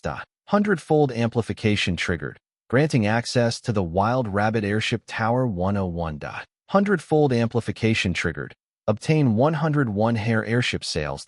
With a crackling sound, large pieces of the ship's hull were scattered on the open ground in front of them. If it weren't for the fact that the hull is covered with various intricate structures and the scattered parts around it resemble ship parts, it would be even more like a seagoing vessel. Fang Hao continued production. Miniature Hare airship blueprint.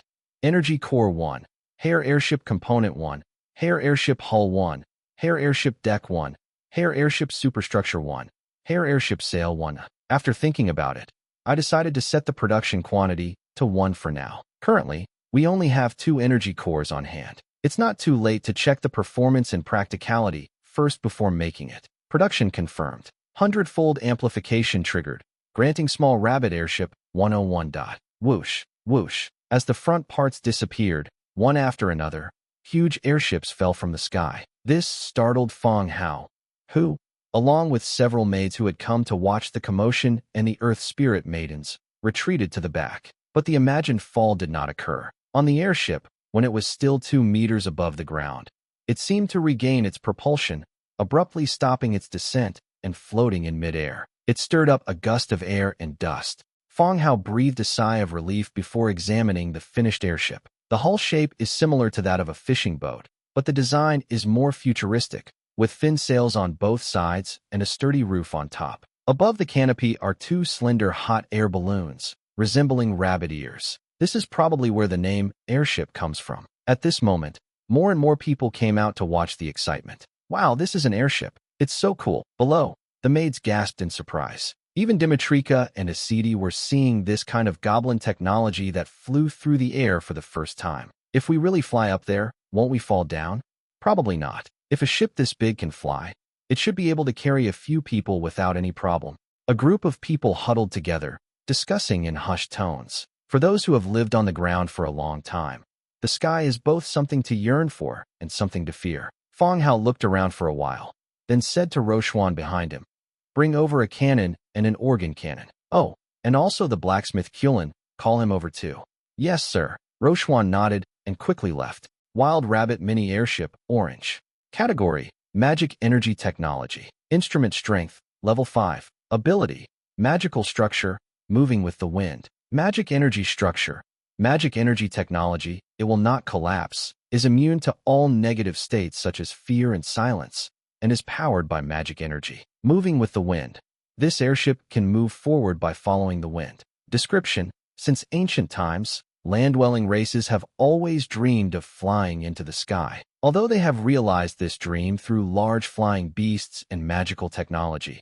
On the other hand, restless scholars are also trying to develop a means to transport larger numbers of people and supplies to distant places more easily. Thus, airships appeared. Looking up at the airship, the information appeared before my eyes. Based on the information available, the airship is closer to the construct, since both use the same energy source. The ship's defensive capabilities have reached level 5, which is already considered a very high level. He remembered that when he first created the gargoyle construct, its defense level was only level 4. However, the level 5 here probably refers to a hull with added iron plates, like a hot air balloon, which would still be relatively weak. When used in combat, a certain strategy needs to be considered.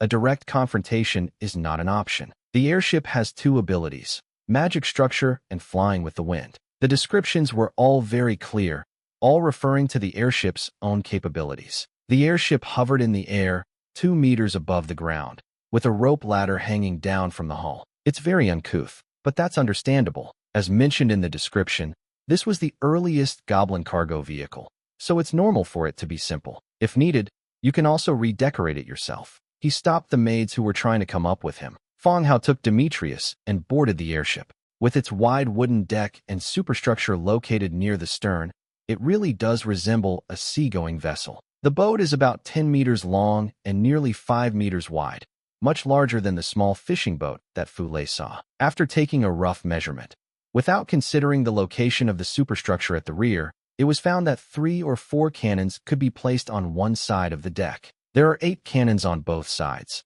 but placing them on both sides is not very effective. If we really want to attack the Otis tomb, one side of cannons is enough. On the other side, they're fighting their own people. With his mind calculating, Flesh Fist led blacksmith Kulin up the rope ladder. "Sir, the cannons have been delivered downstairs," the fleshy-fisted man reported. Fang Hao held onto the railing and looked down. The skeleton warrior is tying the cannon tightly with hemp rope, the other end of which is attached to the skeleton of the bone dragon. They plan to use bone dragons to transport the cannons onto the airship. "Okay," Fang Hao nodded. Ignoring the skeletons hanging the cannons, they let a few people into the ship's superstructure. The superstructure located at the stern is more like the helmsman's position. Inside is a circular rudder. On the left is a row of mechanical buttons, and on the right are 3 slender control levers. This combination of retro and technological elements truly gives it a goblin-like feel. Fang Hao glanced at the button.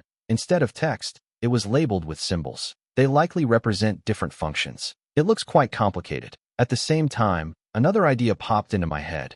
Airships have control rooms, which means they need to be operated by someone, unlike constructs that can move on their own. Holy crap, given the current personnel situation in the territory, no one would drive such a thing. Fang Hao didn't dare to touch anything recklessly, for fear that he might accidentally drive the airship away. If they rushed directly into the city, the losses could be severe. After looking around inside the ship's superstructure, I came out and went down the stairs into the cabin. The interior of the ship was dark, and the surrounding area was sealed with wooden planks and steel plates. Only by using a luminous stone for illumination could the internal structure be clearly seen. The front section is a spacious, empty warehouse, which occupies 60% of the interior space and is probably where goods are loaded and unloaded. Behind them are several separate rooms. The first one, located below the ship's deck, contains various sophisticated equipment. Connected to the energy core, it is the core equipment that enables this ship to operate.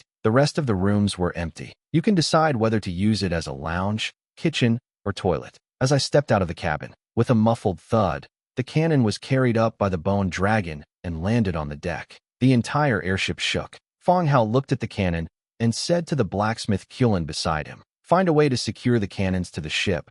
Make them more secure." Qilin nodded. "Understood, sir." Fang Hao had wanted to test fire it before, but it seemed that no one knew how to operate this kind of airship. The plan for a test launch can only be discussed later. After completing the inspection, Fang Hao climbed down the rope ladder. Looking down at Anjia and the maids, their faces full of anticipation, Fang Hao instructed, "Anjia, take them up to take a look. Just look, don't touch any equipment." "All right." After saying that, Anjia led a group of maids and the daughters of the earth spirits up the rope ladder. Before long, gasps of surprise came from the deck above. Fang Hao smiled, and then returned with Demetrius and several other heroes. During the journey, he consulted with Nelson about operating the airship. The answer I received was technician. Technicians who can assemble and repair structural components. After dinner, Fang Hao then opened the Book of Lords and found Zhang Bin's private chat. He went straight to the point. "Do you have any contact with that human technician?" During the winter, a merchant brought construct blueprints and energy cores to Zhang Bin's territory. At that time, Zhang Bin believed that this was a way to obtain the construct, so he contacted Fang Hao. They learned about human technicians from the merchant. I hadn't paid much attention to it before. Today, the airship needs a technician, and Fang Hao immediately thought of Zhang Bin. Zhang Bin quickly replied, "We've been in contact, but the other party has a rather eccentric temperament and isn't easy to get along with. Not easy to approach." Fang Hao stroked his chin. Killed the conversion? The thought flashed through his mind, but he immediately shook his head. Although he doesn't claim to be a good person, he wouldn't deliberately do anything bad either. Changing one's mindset for the sake of a quick fix is not the right thing to do. Fang Hao thought for a moment and said, "Okay, I understand. Continue to contact him. If he's difficult to contact, try to find out if there are other channels to recruit technicians." "Understood, boss." Zhang Bin readily agreed. Fang Hao continued to check the world channel. "Just like last time, I sent out building blueprints that could be used to recruit technicians, but no one was selling the blueprints. Instead, I received a bunch of private messages inviting me to join the alliance, promoting other items, selling my own photo albums, and even offering to meet offline. They all appeared at once. Fang Hao had no choice but to mute it again to prevent the notification sound from going on and on. After continuing to the Organ Museum and chatting with Nelson, it got late, and I lay down to rest. The next day, in the morning, after breakfast, Fang Hao took Dimetiga and Anya to the number 01 Merchant Alliance headquarters again. The route this time is also very simple, the Undead shop. Without stopping along the way, they went straight to the shop of the dead. Push the door open and go inside. Clang. The bell at the door rang out with a clear, melodious sound. The shop wasn't dark, but there were already customers today. Royal Tomb Guardian, Tier 8. 2 heavily armored guards stood watch at the gate. When Fang Hao and his group entered, they drew their long blades from their waists with 2 quick swishes. Just the next second, The two guards were both taken down by Demetrius and Anya. He was pressed firmly to the ground. Just then, footsteps were heard inside the shop, and two skeleton shop assistants and a ghost holding a wooden staff came out. He was clearly taken aback by the scene before him. "Human, what's going on?" The undead clerk walked over and asked softly. Fang Hao said calmly, "They drew their knives on me as soon as I entered the store. I reserve the right to explain this to the Merchant Alliance headquarters." The two tellers turned to look at the spirit holding the wooden staff. The wooden staff-wielding undead glanced at Fang Hao, then carefully examined the two heroes who had pinned down his subordinates. He spoke up, saying, "Human, it seems there's some misunderstanding. They pose no threat to you." Fang Hao nodded and patted Demetrius on the shoulder. The two released their grip, and the two undead guards immediately retreated to the side of the undead with the wooden staff. Fang Hao also focused his attention on the undead. He wore a tall crown with a gold breastplate underneath and a dark green robe on top. Besides the symbols and patterns that the dead believe in, one can also see elements such as darkness and fire on the tall hats and long robes. Besides the wooden cane, he was also holding a black book. It's not a book of lords. It's probably a book of magic. Black Calamity, be shown, Orange Tier 9 Hero. 9th rank. Just one more step, and I'll become a dark gold hero. Goodness, the first hero I encountered here was actually an Orange Tier 9 hero. You came here to buy things? The undead Bickle suddenly asked. Fang Hao nodded. Let's take a look. Oh, what are you planning to buy? Bichel's tone was clearly curious. Bones, let's see what new stuff we have. You're here to buy bones? I bought some last time. Let's see if there's anything new this time. Oh, this. The undead Bickle looked at the shop assistant beside him and saw the latter nod, confirming that the human in front of him was not joking. 3 beings, a human, an orc, and a lizard man, came to the undead's shop to buy things. Times are changing too fast. After that, Bichel stopped talking and followed along, just like when he was choosing items. Fang Hao looked around the first floor, but didn't find what he wanted. He then went straight to the second floor. Bichel followed. Fang Hao still couldn't find the technician's bones on the second floor, so he asked the necromancer next to him, "Don't you have the technician's bones?" The undead clerk said, "Sir, all goods are displayed on the counter. If there are none, then there are none. Can I make a reservation or order?" The undead clerk said, "We can register your invitation card. If there are corresponding goods, we will contact the Merchant Alliance building in your territory." Fang Hao didn't have any better options, so he could only nod, take out his invitation card, and register. Tell him you want the skeleton of the technician. After registering, Fang Hao left the undead's shop directly. Meanwhile, the spirit Bickle, who had remained in the shop, picked up the registration record and glanced at it. He asked, "What did he buy last time?" One of the undead clerks said, "I bought 2 animal skeletons and 1 human skeleton."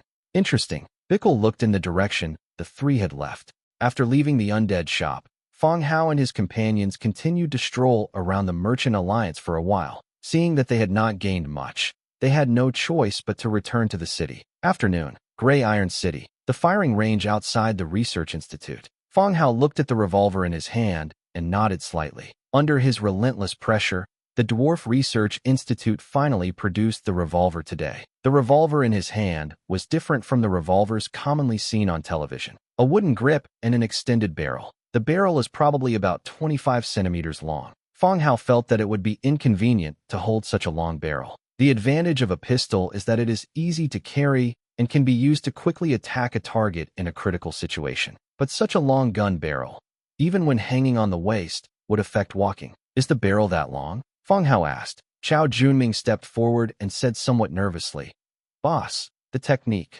Well, there are still some shortcomings. To improve accuracy, we increased the length of the barrel." Fang Hao nodded. How was the result? The effect is quite good. The firing mechanism of a revolver is considered relatively simple among handguns. Go and test it out. He handed the revolver to Chao Junming. Oh, okay. Chao Junming took it and began loading the revolver. Then, upon entering the firing range, he pointed forward and pulled the trigger. Bang, bang, bang. There were 6 shots in total, and all 6 bullets were fired. 4 bullets hit the wooden target, and 2 of them flew to the ground. This likely also involves issues with Chao Junming's skill level. Upon discovering that all shots were fired successfully in one go, Chao Junming showed a delighted expression. It seems that his success was beyond his expectations. Upon noticing Fang Hao looking at him, he immediately suppressed his smile and hurriedly said, "Boss, the test firing is over." Fang Hao nodded. It was a good thing that they were able to make it. He said, "That's right. Everyone involved in the design and production did a great job. I will have Belega reward you." Upon hearing that there was a reward, the dwarves below, who had been bowing their heads, immediately became somewhat disorderly. Looking up, you can see the joy on your companions' faces. They really are researchers, not prisoners. Prisoners don't get any kind of reward for their work. Just as the group was about to express their gratitude, Fang Hao's second sentence made them freeze in shock. "Give me another week, and I want to see a stable finished product, including stability and portability." Another week has passed. Last week, Fang Hao wanted to see the finished revolver, so they worked through the night to finish it. It's been another week now, but this time, no one spoke up to plead for them. He simply watched Fang Hao silently as he left the research institute, accompanied by a group of high-ranking dwarves. Returned to the main city, Fang Hao sat in the hall, still making sure to post the news of acquiring the technician blueprints twice on the World Channel. But the effect was no different from before. A bunch of private messages, all useless information. Not a single person provided any information about the technician. This left Fang Hao somewhat helpless. The airship is still parked outside the city. It's practically become a tourist attraction now, with the maids going up there to play every day. On several airships, thin lines were strung up to dry clothes, and dried meat and vegetables were dried on the deck. Besides its primary uses, its other applications have been developed in a comprehensive manner. Bite. At this moment, the Lord's Book emitted another notification sound. It's Li Rong. Fang Hao, Silverwing City has made further pre-battle preparations to prevent an attack by the Undead. Fang Hao frowned slightly. Yesterday was the 5th round of negotiations between the two sides. According to Li Rong, the two sides failed to reach an agreement and are currently at a stalemate. Why does it suddenly seem like we're about to go to war? Has something changed? Fang Hao asked. Li Rong replied quickly, "I don't know the specifics, but it seems that Silverwing City has received some information that the Audis Great Tomb is ready for battle. Each faction has its own intelligence channels. It's not surprising that the Human Federation, having learned of the dangers facing the Otis Great Necropolis, began focusing on intelligence gathering along its eastern border and thus obtained some information. But such a big change in just one day surprised Fang Hao. How's the situation on the Federation's side? Fang Hao asked. Li Rong replied. Today, the Hall of Justice, the Mage Association, and the Church held several meetings. Judging from the content of the conversations and the expressions of the people involved, the situation in the Federation is not good. Food and equipment have not arrived, and reinforcements from various cities are on their way. So what? They said that if war breaks out now, Shantae Yao Fortress won't be able to hold out for 3 days, and that's if they're relying on a siege, Li Rong said. 3 days is an excessive amount of time for the dead. If the undead do not attack Shantae Yao Fortress, but instead take a detour and enter the Federation territory, the danger to other cities will increase even more. The undead don't need to eat or drink, so they don't need to conquer cities one by one to ensure their logistics. Then the Federation must be terrified. Fang Hao continued. They were terrified, especially the city lord of Shantae Yao Fortress. His voice trembled when he discussed these matters. Li Rong said. Fang Hao thought for a moment and continued. If anything happens, make sure you're safe first. Then let me know so I can pick you up. Okay, I understand. After hanging up the chat, Fang Hao stared at Lord's Book in deep thought. The situation in Necropolis and the Human Federation is progressing faster than he estimated. He believes that the standoff and back-and-forth wrangling between the two sides will drag on for at least several months. There's a possibility of war starting in the summer. But now it seems that Necropolis's previous troop buildup was aimed at the Human 100 Cities Federation. Perhaps it won't be long before war begins. The entire Human Federation will be drawn into this war. I sat in the chair and thought for a while. I think it would be better to inform gold-eating Queen Amanda of this message. The maid summoned Dimitrika, who then activated the teleportation light screen, causing the two to disappear directly into the screen. Cold Blood Fortress Hall. With her long legs crossed, she yawned and said, "Why are you here again?" Beside her, the gold-eating queen, Amanda, sat calmly in her seat, holding the golden scepter in her hand. Their gazes, however, also fell upon the two who had just appeared. Fang Hao sat down to the side and said directly, "I just received information from Otis and came over to discuss it with you guys." Lorana remained unchanged. while Amanda sat up a bit straighter. Fang Hao continued. Otis and the Human Federation have negotiated 5 times, all of which ended in failure. Just now, news came from the human side that Otis will soon launch an attack, and the human side is also preparing for battle. So fast, Lorana exclaimed in surprise, lowering her thigh. Amanda, an undead, also reacted with surprise. No one expected that Otis would launch an attack so quickly. Fang Hao observed their behavior. He continued, I came here today to see what your thoughts are. Amanda pondered for a moment before speaking. Although Otis's actions came much earlier than we expected, the overall plan remains unchanged. Once Otis engages in war with the Federation, we can directly enter Necropolis's territory and reclaim the land we lost. Fang Hao nodded. This really has no impact on the overall plan. After thinking about it, I considered the information Li Rong had given me. He added, another point is to ensure that the Human Federation can withstand and entangle Otis's forces. Otherwise, there will be a great risk if they break into the Human Federation. For the undead, war is a nutrient, given time to transform. The number of troops will increase until the enemy is exhausted. Therefore, to eradicate Otis's influence, it is also necessary to prevent him from making a comeback. What? The humans can't hold them off? Amanda asked. Fang Hao scoffed. Peace has made humanity forget the threat of enemies. The city lord stationed at Shantae Yao Fortress is incompetent. The city's defenses are a mess, and the cannons on the walls are still under repair. In addition, winter has just ended, and food is scarce. Anyway, the intelligence provided by the Human Federation is that they can hold off the army for 3 days. 3 days? That's so short. Fang Hao thought for a moment and continued.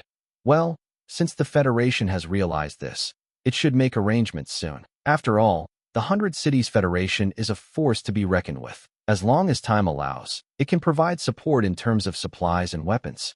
The noble gentlemen of the Human Federation are all incredibly wealthy and enjoy a life of luxury. The threat of the dead is most feared and dreaded by them. At that time, these people will surely try every means to make use of all available resources to resist the attack of the undead. What they need to consider is how to win their battle more quickly. Amanda continued, the route and map are fine and won't affect the battle in any way. Fang Hao nodded and added, well, I'm not worried about the fighting, but we still need to consider how to ease tensions with the Federation after it's over. The vampires and the Federation have a peace treaty. If Lorana steps in to clarify their position, it should ease the tension between the two sides. Lorana, who was yawning with her legs crossed, suddenly froze, her beautiful eyes widening in surprise, wondering how Liao had somehow ended up on her. What treaty? When was it signed?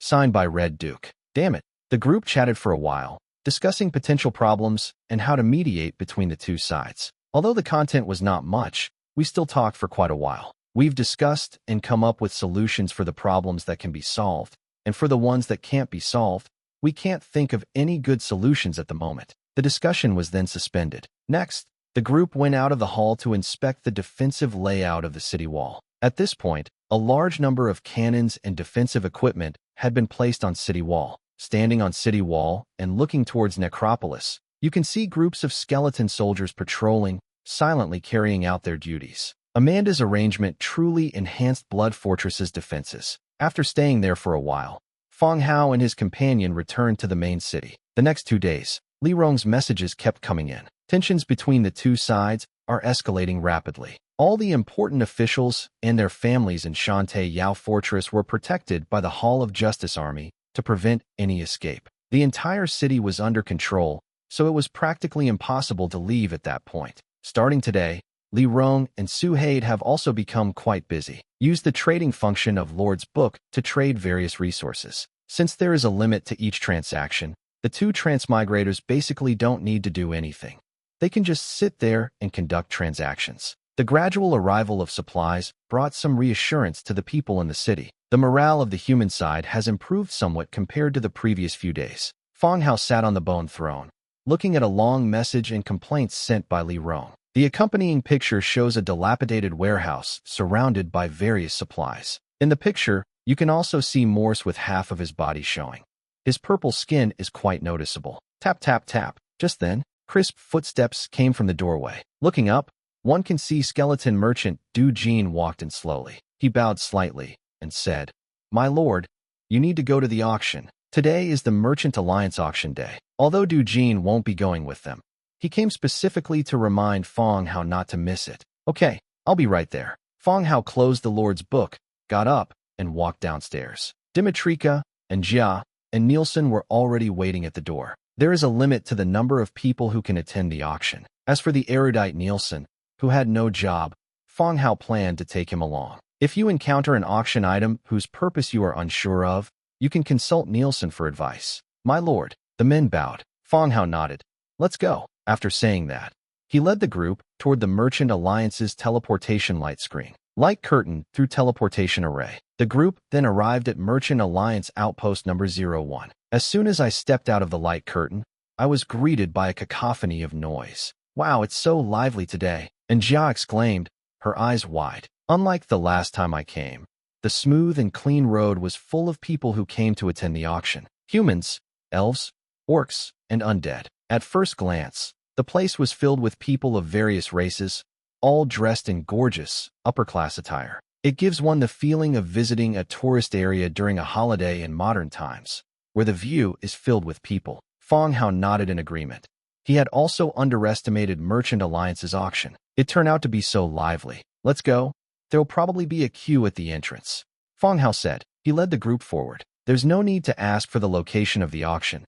Huge signs are set up all around. Even without looking at the signs, you can still reach the auction by simply following the crowd. Follow the flow of people forward. Along the way, you can see heroes of various races, as well as female units dressed in very revealing clothing. For example, there's the sea woman in front of me, dressed in a light blue veil, her figure appearing and disappearing in the mist. White succubus, dressed in black leather with a black heart on its tail. Demon? Demons can attend auctions too? Fang Hao asked Nielsen in a low voice. Nielsen followed along, calmly replying, demons are naturally unwelcome by goblins, but white succubus are lawful neutral and recognized by goblins, though most races still reject them.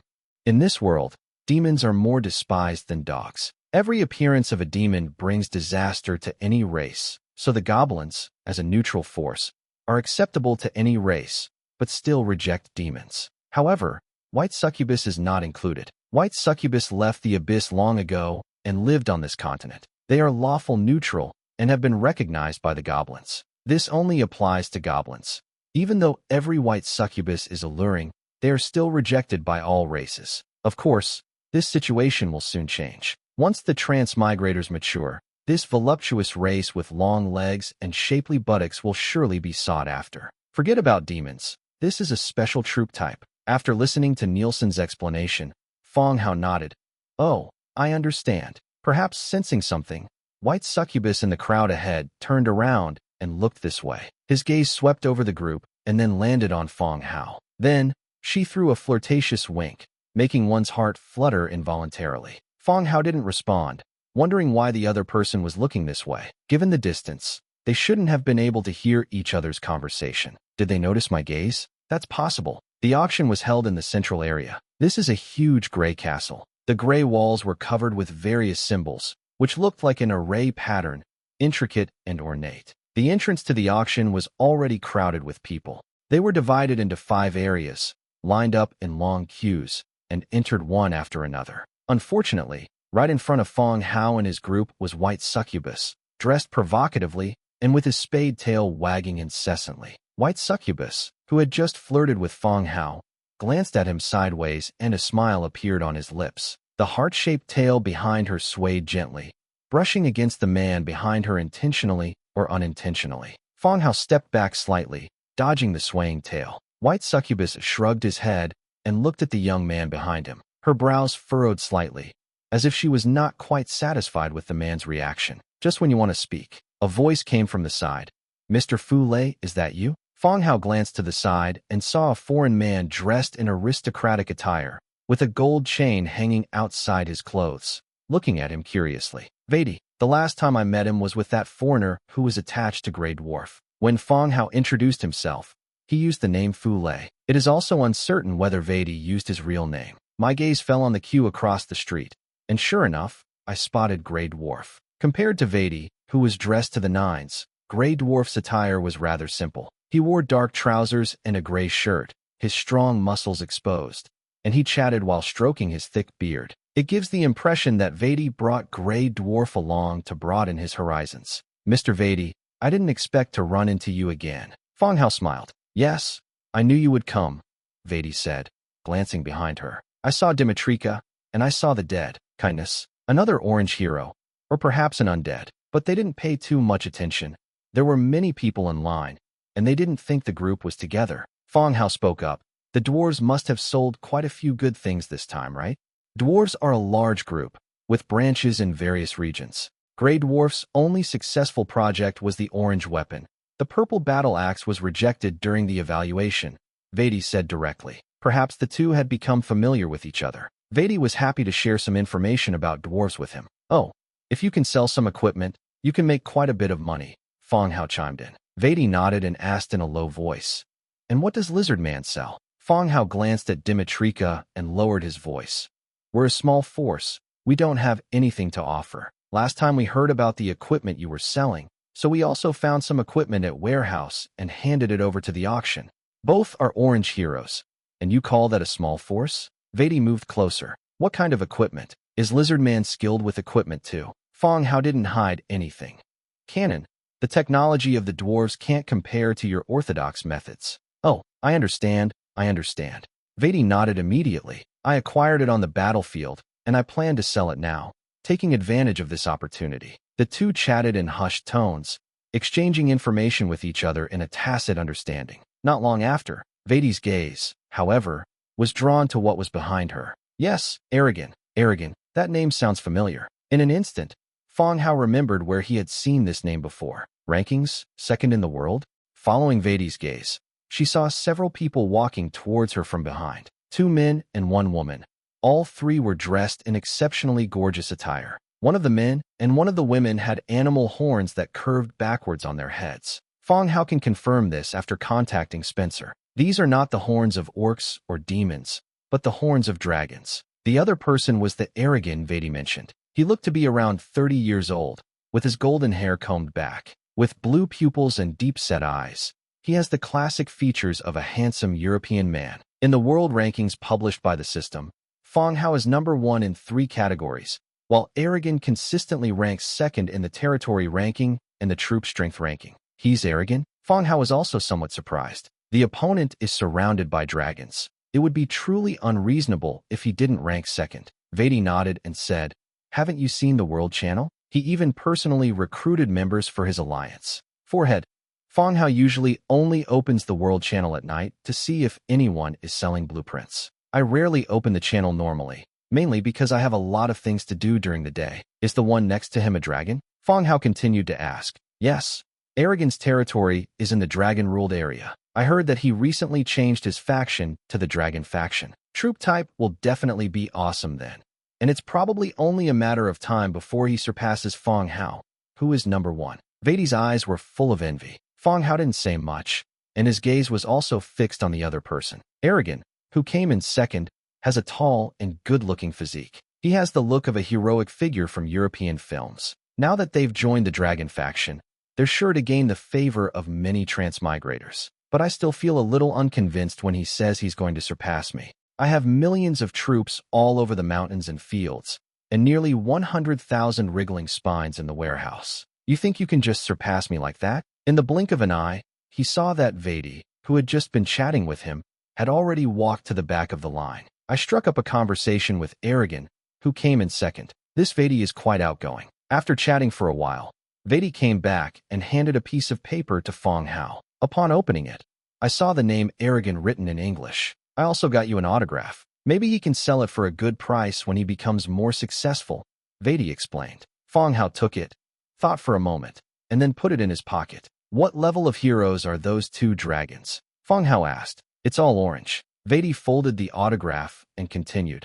This is the level for second place. I wonder if Fang Hao, who is first, has any orange hero. I think so. As the two communicated, the team gradually moved forward. Besides the dragons and aragons behind them, more transmigrators carrying the Lord's Book joined the queue, following some natives. Humans, elves, and sea creatures all have transmigrators by their side. However, Fang Hao did not meet any of his acquaintances in the area.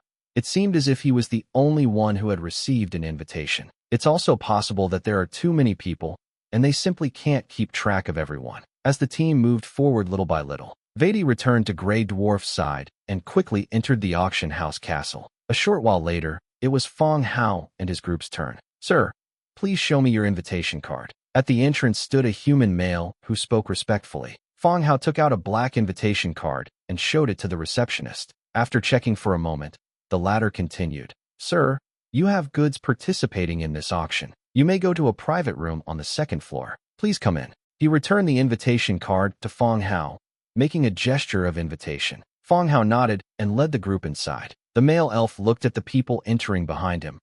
Orcs, lizardmen, and undead. They were all a bit dumbfounded.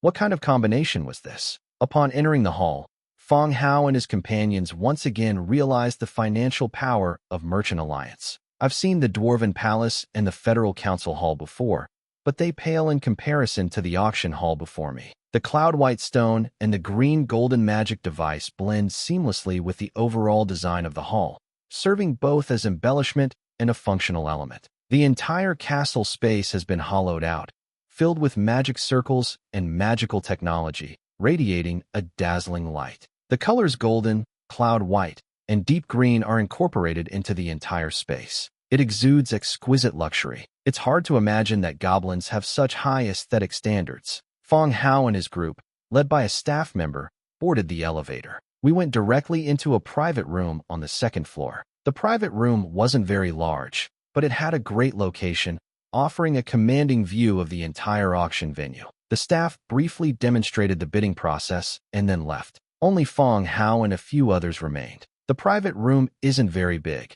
It looks to be only about 30 square meters. The 4 people sat inside. It didn't feel cramped, but it wasn't exactly spacious either. This should also be one of the reasons why the Chamber of Commerce limits the number of people. Dimitrika sat silently near the door, while Fang Hao and Nielsen chatted quietly about the strange races they had encountered along the way. And Jia has started to eat up the free pastries offered in the private room. Soon, at 10 a.m., the auction officially began after the host took the stage. This is a tall, mature, and beautiful elven race woman. After a brief introduction, we moved directly to the first item up for auction. A sea creature woman with long blue hair walked up carrying a tray, lifted the red silk covering to reveal a golden collar. The host began.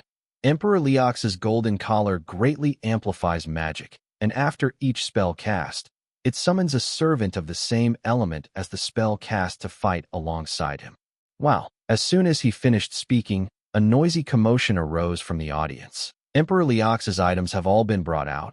Are they real or fake? The very first item sold is of this caliber. The quality of this year's auctions is incredibly high. I never thought I would hear the name of Emperor Leox again in my lifetime. Which organization sold this? How did they manage to get their hands on it? Did they dig it up? Shoo, don't talk nonsense. Emperor Leox, a legendary sorcerer emperor. After death, all the props used in life quickly disappeared from people's sight. Over the past century, virtually no artifacts related to this emperor have been found. As the saying goes, things are valued for their rarity.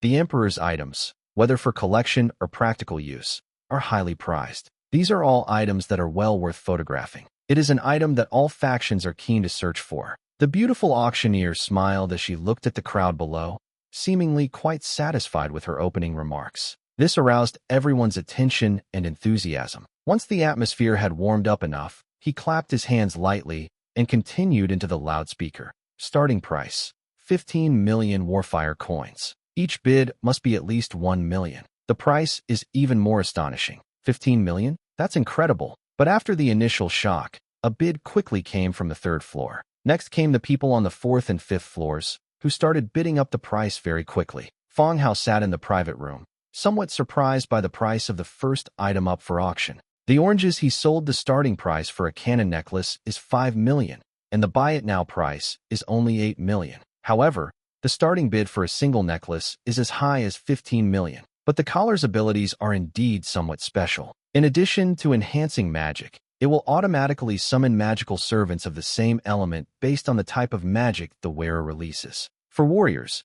this ring is useless, But for mages, and those races that are born with the ability to cast spells, this is a divine artifact. Moreover, it's an unreplicable artifact. Thinking about it that way, it does seem reasonable that it should be more expensive than the equipment. Fang Hao thought he'd try bidding too, since he was also a mage and could use what he bought. But hearing about the continuously rising prices, which were becoming increasingly outrageous, I decided to give up. It's just an equipment.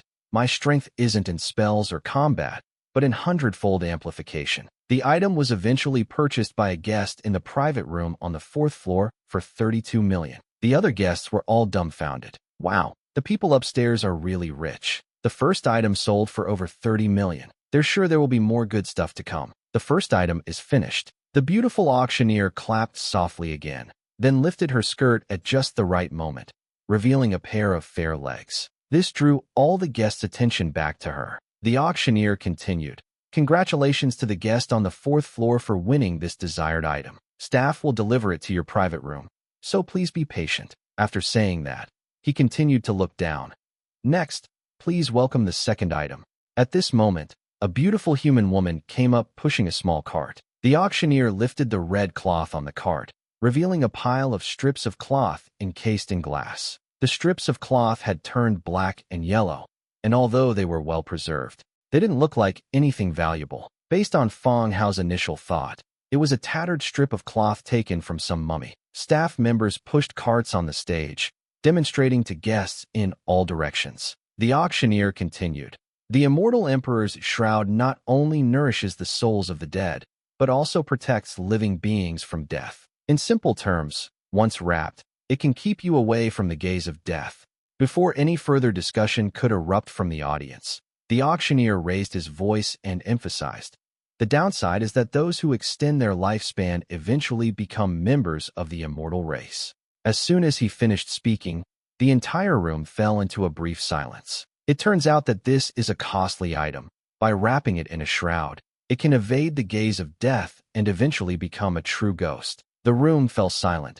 No one spoke. It's not that they weren't tempted, but rather that the relationship between the dead and living beings is what it is. Living beings have formed an alliance to fight the undead. Your former teammates are on the scene. If you go to buy this item now, it will be easy for people to suspect your motives. At that moment, a female staff member raised her hand in the public area on the 3rd floor. The auctioneer looked at her and nodded. A staff member on the 3rd floor said, "If you become an undead, will soul fire still exist?" This is a question asked on behalf of the guests in the private room. All the guests looked at the auctioneer again, asking whether there was a soul fire, which meant whether one had a soul after becoming a ghost. If you eventually become a mindless skeleton, then it's no different from being dead. The auctioneer smiled and replied, "It possesses soul fire." Then he continued, "The starting price is 50 million, and each bid must be at least 5 million higher." The scene fell silent for a moment. The price began to soar rapidly, eventually stopping at 80 million, and was bought by a customer on the 5th floor. The third item is a special sunflower and butterfly pattern emblem. The fourth item is an old rune scroll. The auction items that followed included a variety of oddly shaped props with different functions. Fang Hao was greatly surprised as he looked at each prop, but after the initial surprise, they lost much interest. The price skyrocketed, but it didn't really contribute much to the development of the territory. Thump, thump, thump. There was a soft knock on the door from the inside. "Please come in." The door opened, and a pretty female staff member walked in. After bowing slightly, he said in a low voice, "Sir, the next round is the auction for materials, medicines, and equipment. The items you are selling will be auctioned in this round." It turned out to be a notice about selling items. Fang Hao nodded. "Okay, we understand."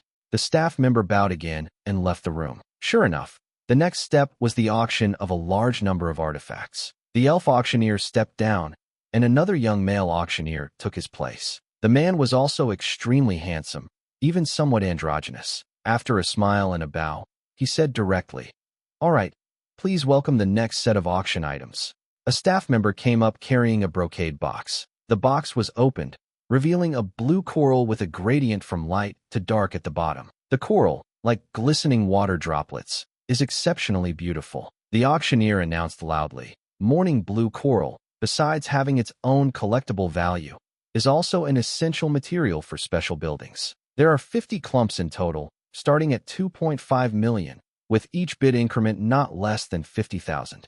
Unlike the previous auctioneer, the male auctioneer spoke more concisely and did not give the others a chance to discuss or create an atmosphere. Let's start bidding now. 2,550,000. 2,600,000. The bidding began, but it was clear that although the corals were beautiful, there weren't many bidders. After the price was raised to 2.8 million, only 2 people remained, bidding back and forth. Inside the private room on the second floor, Fang Hao opened the Lord's book and checked the information in the materials. When I confirmed the building materials for Wishing Pool, including morning blue coral, my heart skipped a beat. No wonder I couldn't collect all these materials. Since they were qualified for the auction, they naturally couldn't be purchased like ordinary high-quality items. The price then settled at 2.9 million. The auctioneer maintained a professional smile. Morning blue coral, 2,900,000. Early morning, the second time, I was only halfway through speaking when the indicator light for the private room on the second floor lit up.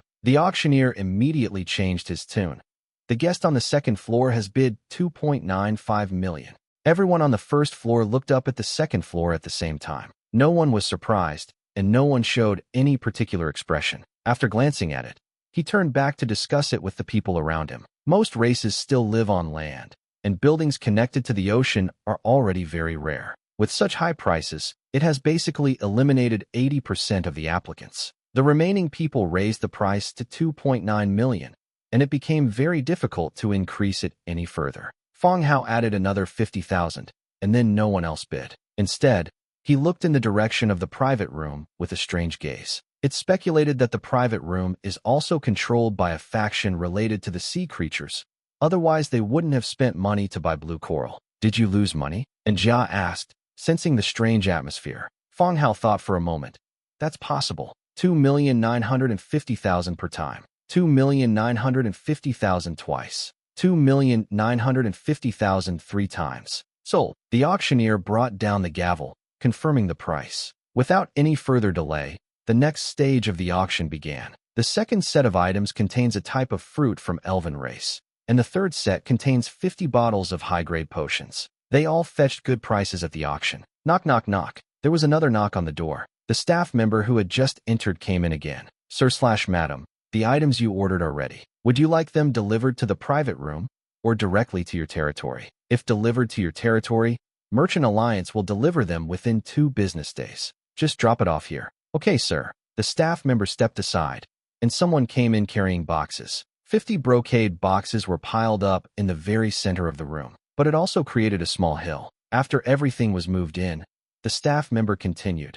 Sir, this is the contact information that the seller asked Merchant Alliance to leave for you. We hope to continue to cooperate with you in the future. Fang Hao took it and held it in his hand. This is a seashell that functions like a business card, with the words Coral Hut written on it. Is this the name of the shop? Fang Hao asked curiously. Yes, sir. Coral Hut has a shop in the west of town. You can go and take a look then, the staff member replied. Fang Hao glanced at the seashell, then looked again, leaning forward to reveal a large expanse of her ample bosom. He continued, how would the seller know the buyer's information? One of the advantages of auctioning a private room is its privacy. No one except Merchant Alliance knows who bought what, unlike the rows of seats on the first floor where everyone knows who bid. It's not that I'm afraid someone will kidnap you, but that I'm keeping it a secret. However, it is very likely that your enemies will find out about your purchases and deduce your next move based on those purchases. Now that the staff has handed him a business card, Fang Hao suspects that his information has been leaked. The staff member hurriedly explained, No, sir. Sellers can leave their contact information with Merchant Alliance. When the goods are sold, Merchant Alliance will send them to the buyer along with the goods, and the buyer will not know your information. With this explanation, Fang Hao understood. In other words, this seashell business card is given to Merchant Alliance in advance, and it will be given to the buyer along with the coral when someone buys these corals. This can also be considered a form of publicity. If I had known about this method, Fang Hao would have left his information too, so he could have contacted me if he needed to buy equipment. Okay, I understand. Thank you for your hard work. It's what I should do, sir. He bowed again and then withdrew. This delay meant that several more items went unsold during the auction. Fang Hao was also keeping an eye on them. They were all items he didn't need. However, It can also be seen that Merchant Alliance is quite reliable in selling products, and so far, there has never been a situation of sluggish sales or unsold goods. Some less popular items managed to sell, while the most popular ones almost led to fierce competition. Business is booming. On stage, the auctioneer continued. All right, please welcome the next item for auction. This time, the staff brought up a small model of the 5-tube organ cannon. They didn't actually push the heavy 5-tube organ cannon up there. 5 organic cannons, a total of 300 cannons, sold in groups of 10, with a starting bid of 50 million per group and a minimum bid of 50 million per auction. The auctioneer announced loudly. The room became noisy again. 300 doors? Are the dwarves that short of money this year? Is there going to be a war? So many weapons are flooding the market. I really don't know what methods the Merchant Alliance used to get the dwarves to produce so much cannon. Meanwhile, in the private room on the second floor where Grey Dwarf is located. What's going on? Who broke the rules by bringing out so much equipment? Are they crazy? It must have been sold by the other city-states. They are even more greedy than the dragons. When I get back, I'm going to report them to the Alliance and make those guys pay the price. The Grey Dwarf's chests heaved violently. They looked furious. Due to the high technical difficulty, the production of windpipe cannons is very limited. With the addition of transmigrators this year, the dwarves have a much larger inventory of equipment, but due to the rules of the Dwarven Alliance, each household can only sell a limited number. It's unclear which city-states sold too much of it, but this not only lowered the overall price, but they also felt they had lost money. Therefore, they were all furious. Vadi, who was standing to the side, smiled and nodded while wiping the sweat from his forehead. He now had some guesses in his mind. It has been confirmed that the dwarves sold a total of 200 doors previously. Now that 100 more doors have suddenly appeared. Could they have been sold by Fule and his group? Think about the other person's reaction at the time and your state of mind when they asked you what the dwarf was selling. It's basically confirmed that they sold it. If Grey Dwarf knew that the other party only sold the windpipe cannon because he mentioned it, he would be disappointed. He will inevitably be punished. As I thought about it, even more sweat began to bead on my forehead. We absolutely must not let them know. Absolutely. The group discussed it. Auction prices have begun to rise rapidly. Dwarven implements, especially the windpipe cannon, are popular among all races. There will naturally be many bidders. Soon, the last set was sold, and the price was even higher than the previous sets, making the bidding even more intense. 75,500,000. 76 million. Damn it.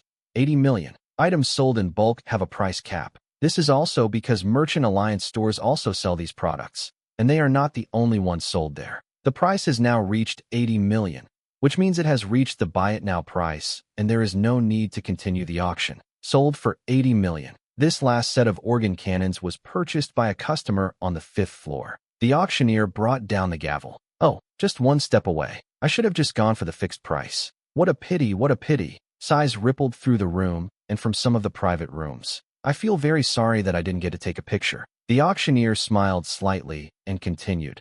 Guests who didn't win the bid shouldn't be disappointed. There are still many items to be auctioned off, and eventually you'll find something suitable. All right, enough with the chit-chat. Let's move on to the next group of products. The model of the 5-tube organ cannon was taken away, and another staff member came up. The red cloth was opened, revealing the glistening scales inside. The auctioneer waved his hand.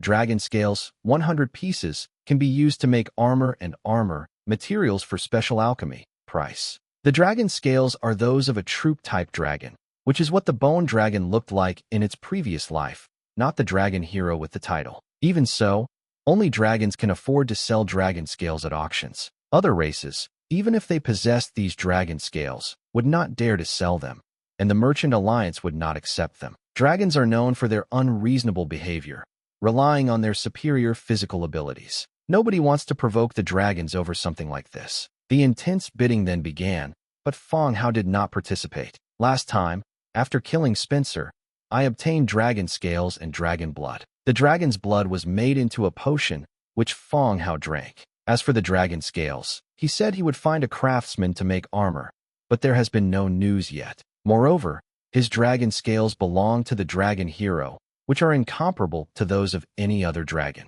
Without paying attention to what was happening outside, the staff knocked on the door again. He walked in with several staff members, each carrying 2 suitcases. Sir, This is the proceeds from the sale of your items tonight. One by one, the suitcases were placed on the table and opened. Inside each suitcase, stacks of Warfire cards were neatly arranged, just like chips. The lead staff member swallowed hard and continued. Sir, after deducting the 5% fee, here are 60,000 Warfire cards with a face value of 10,000, 7 Warfire cards with a face value of 1,000, and 3 Warfire cards with a face value of 100. Fang Hao nodded. Okay, put it here. Yes, sir. Please feel free to call me if you need anything. The staff member widened her beautiful eyes and winked slightly, hinting at something. Fang Hao didn't say anything, and the staff let everyone out. Even Nielsen and the taciturn Dimitrico were somewhat lost in thought as they stared at the pile of money boxes in front of them. I've acquired so many Warfire cards in one go. This is quite a haul. Others come to auctions to spend money, but Fang Hao has made a fortune instead. The subsequent auction will continue. The third auction featured Orange's weapon, equipment, and oranges produced by goblins. Construct. It sold for a considerable price throughout the event. In the fourth auction, the quality of the items was directly upgraded to dark gold level. Fang Hao saw the Dark Elf's cloak, the Undead's bone harp, the Demigod's battle axe, and so on, all of which were dark gold level equipment. The bidding crowd shifted from the entire venue to the 4th and 5th floors, with prices reaching an alarming figure. Fang Hao didn't participate, and in fact, he couldn't have participated anyway. The old view remains. 1 or 2 high-quality equipment cannot change the overall strength of a territory. His tactics still rely on sheer numbers. In the blink of an eye, the auction ended with the auctioneer's thank you speech. I glanced at my watch. It was already 5 o'clock in the afternoon. The auction lasted from morning until afternoon. Moreover, the items were continuously being delivered one after another without interruption. Merchant Alliance's auctions are generally of very high quality. Instead of leaving immediately, Fang Hao took stock of his gains. Besides the Warfire card obtained from selling the cannon, the items auctioned this time include 50 clusters of morning blue coral, 20 bottles of penetrating elixir, and manganese steel gauntlets, orange. There are 3 categories of items in total. Penetrating elixir is a type of potion that can increase comprehension during training, with a chance to learn a skill. It was a very good potion. Fang Hao saw that the price competition wasn't too fierce, and many people in his territory needed this potion, so he directly bid for it. The manganese steel boxing gloves were purchased for Injia. Fighting-type equipment is a niche weapon on the market. I've always wanted to get Injia a weapon with better stats, so I bought it as soon as I came across it. Blue at the slender waist, the tiger finger has been replaced with spiked boxing gloves. The only pity is that no blueprints appeared at this auction. The production buildings of Energy Core and the buildings that recruit technicians. I couldn't buy any blueprints. This forced him to come up with a new solution. It's almost time. Fang Hao and the others then got up and walked outside. Upon opening the door, it was clear that there were hardly any guests left on the second floor. Almost everyone had already left. The group went straight to the magic elevator and waited to go downstairs. Soon, the elevator doors opened, and 3 people were already standing inside. One of them was a familiar figure, a blonde, handsome man. Aragon, the world's number 2, Aragon, was also standing in the elevator, seemingly about to go downstairs. Beside Aragon were 2 dragon heroes, one male and one female. The man had red hair and a pair of dragon horns on his head. He wore a dark red brocade robe that was bulging, suggesting that he was wearing armor or similar armor underneath. The other woman looked to be 18 or 19 years old, with snow-white skin that faintly glowed, long silver hair, and small dragon horns on her head, resembling newly sprouted bamboo shoots. She wore a long black dress embroidered with gold thread, and her figure appeared heavy and slender, which was inconsistent with her appearance. Silver Moon Spear, Bait, Orange Tier 9. Dragon Lord, a Shibburn, Orange Tier 3. Kindness. Fang Hao was taken aback. He had thought the 2 of them were a father and daughter. Upon closer inspection, this seemingly young female dragon was actually of a higher rank than the middle-aged male dragon. It has reached level 9 of Orange. Just like elf tribes, Sinisara. Just one more step to advance to dark gold level hero. On the contrary, the middle-aged man from Orange seemed more like a hero who had advanced through the troop type. Fang Hao stood at the doorway, peering inside. The transmigrator's Aragon inside the elevator stared wide-eyed. He also discerned the attributes of the 4 people outside.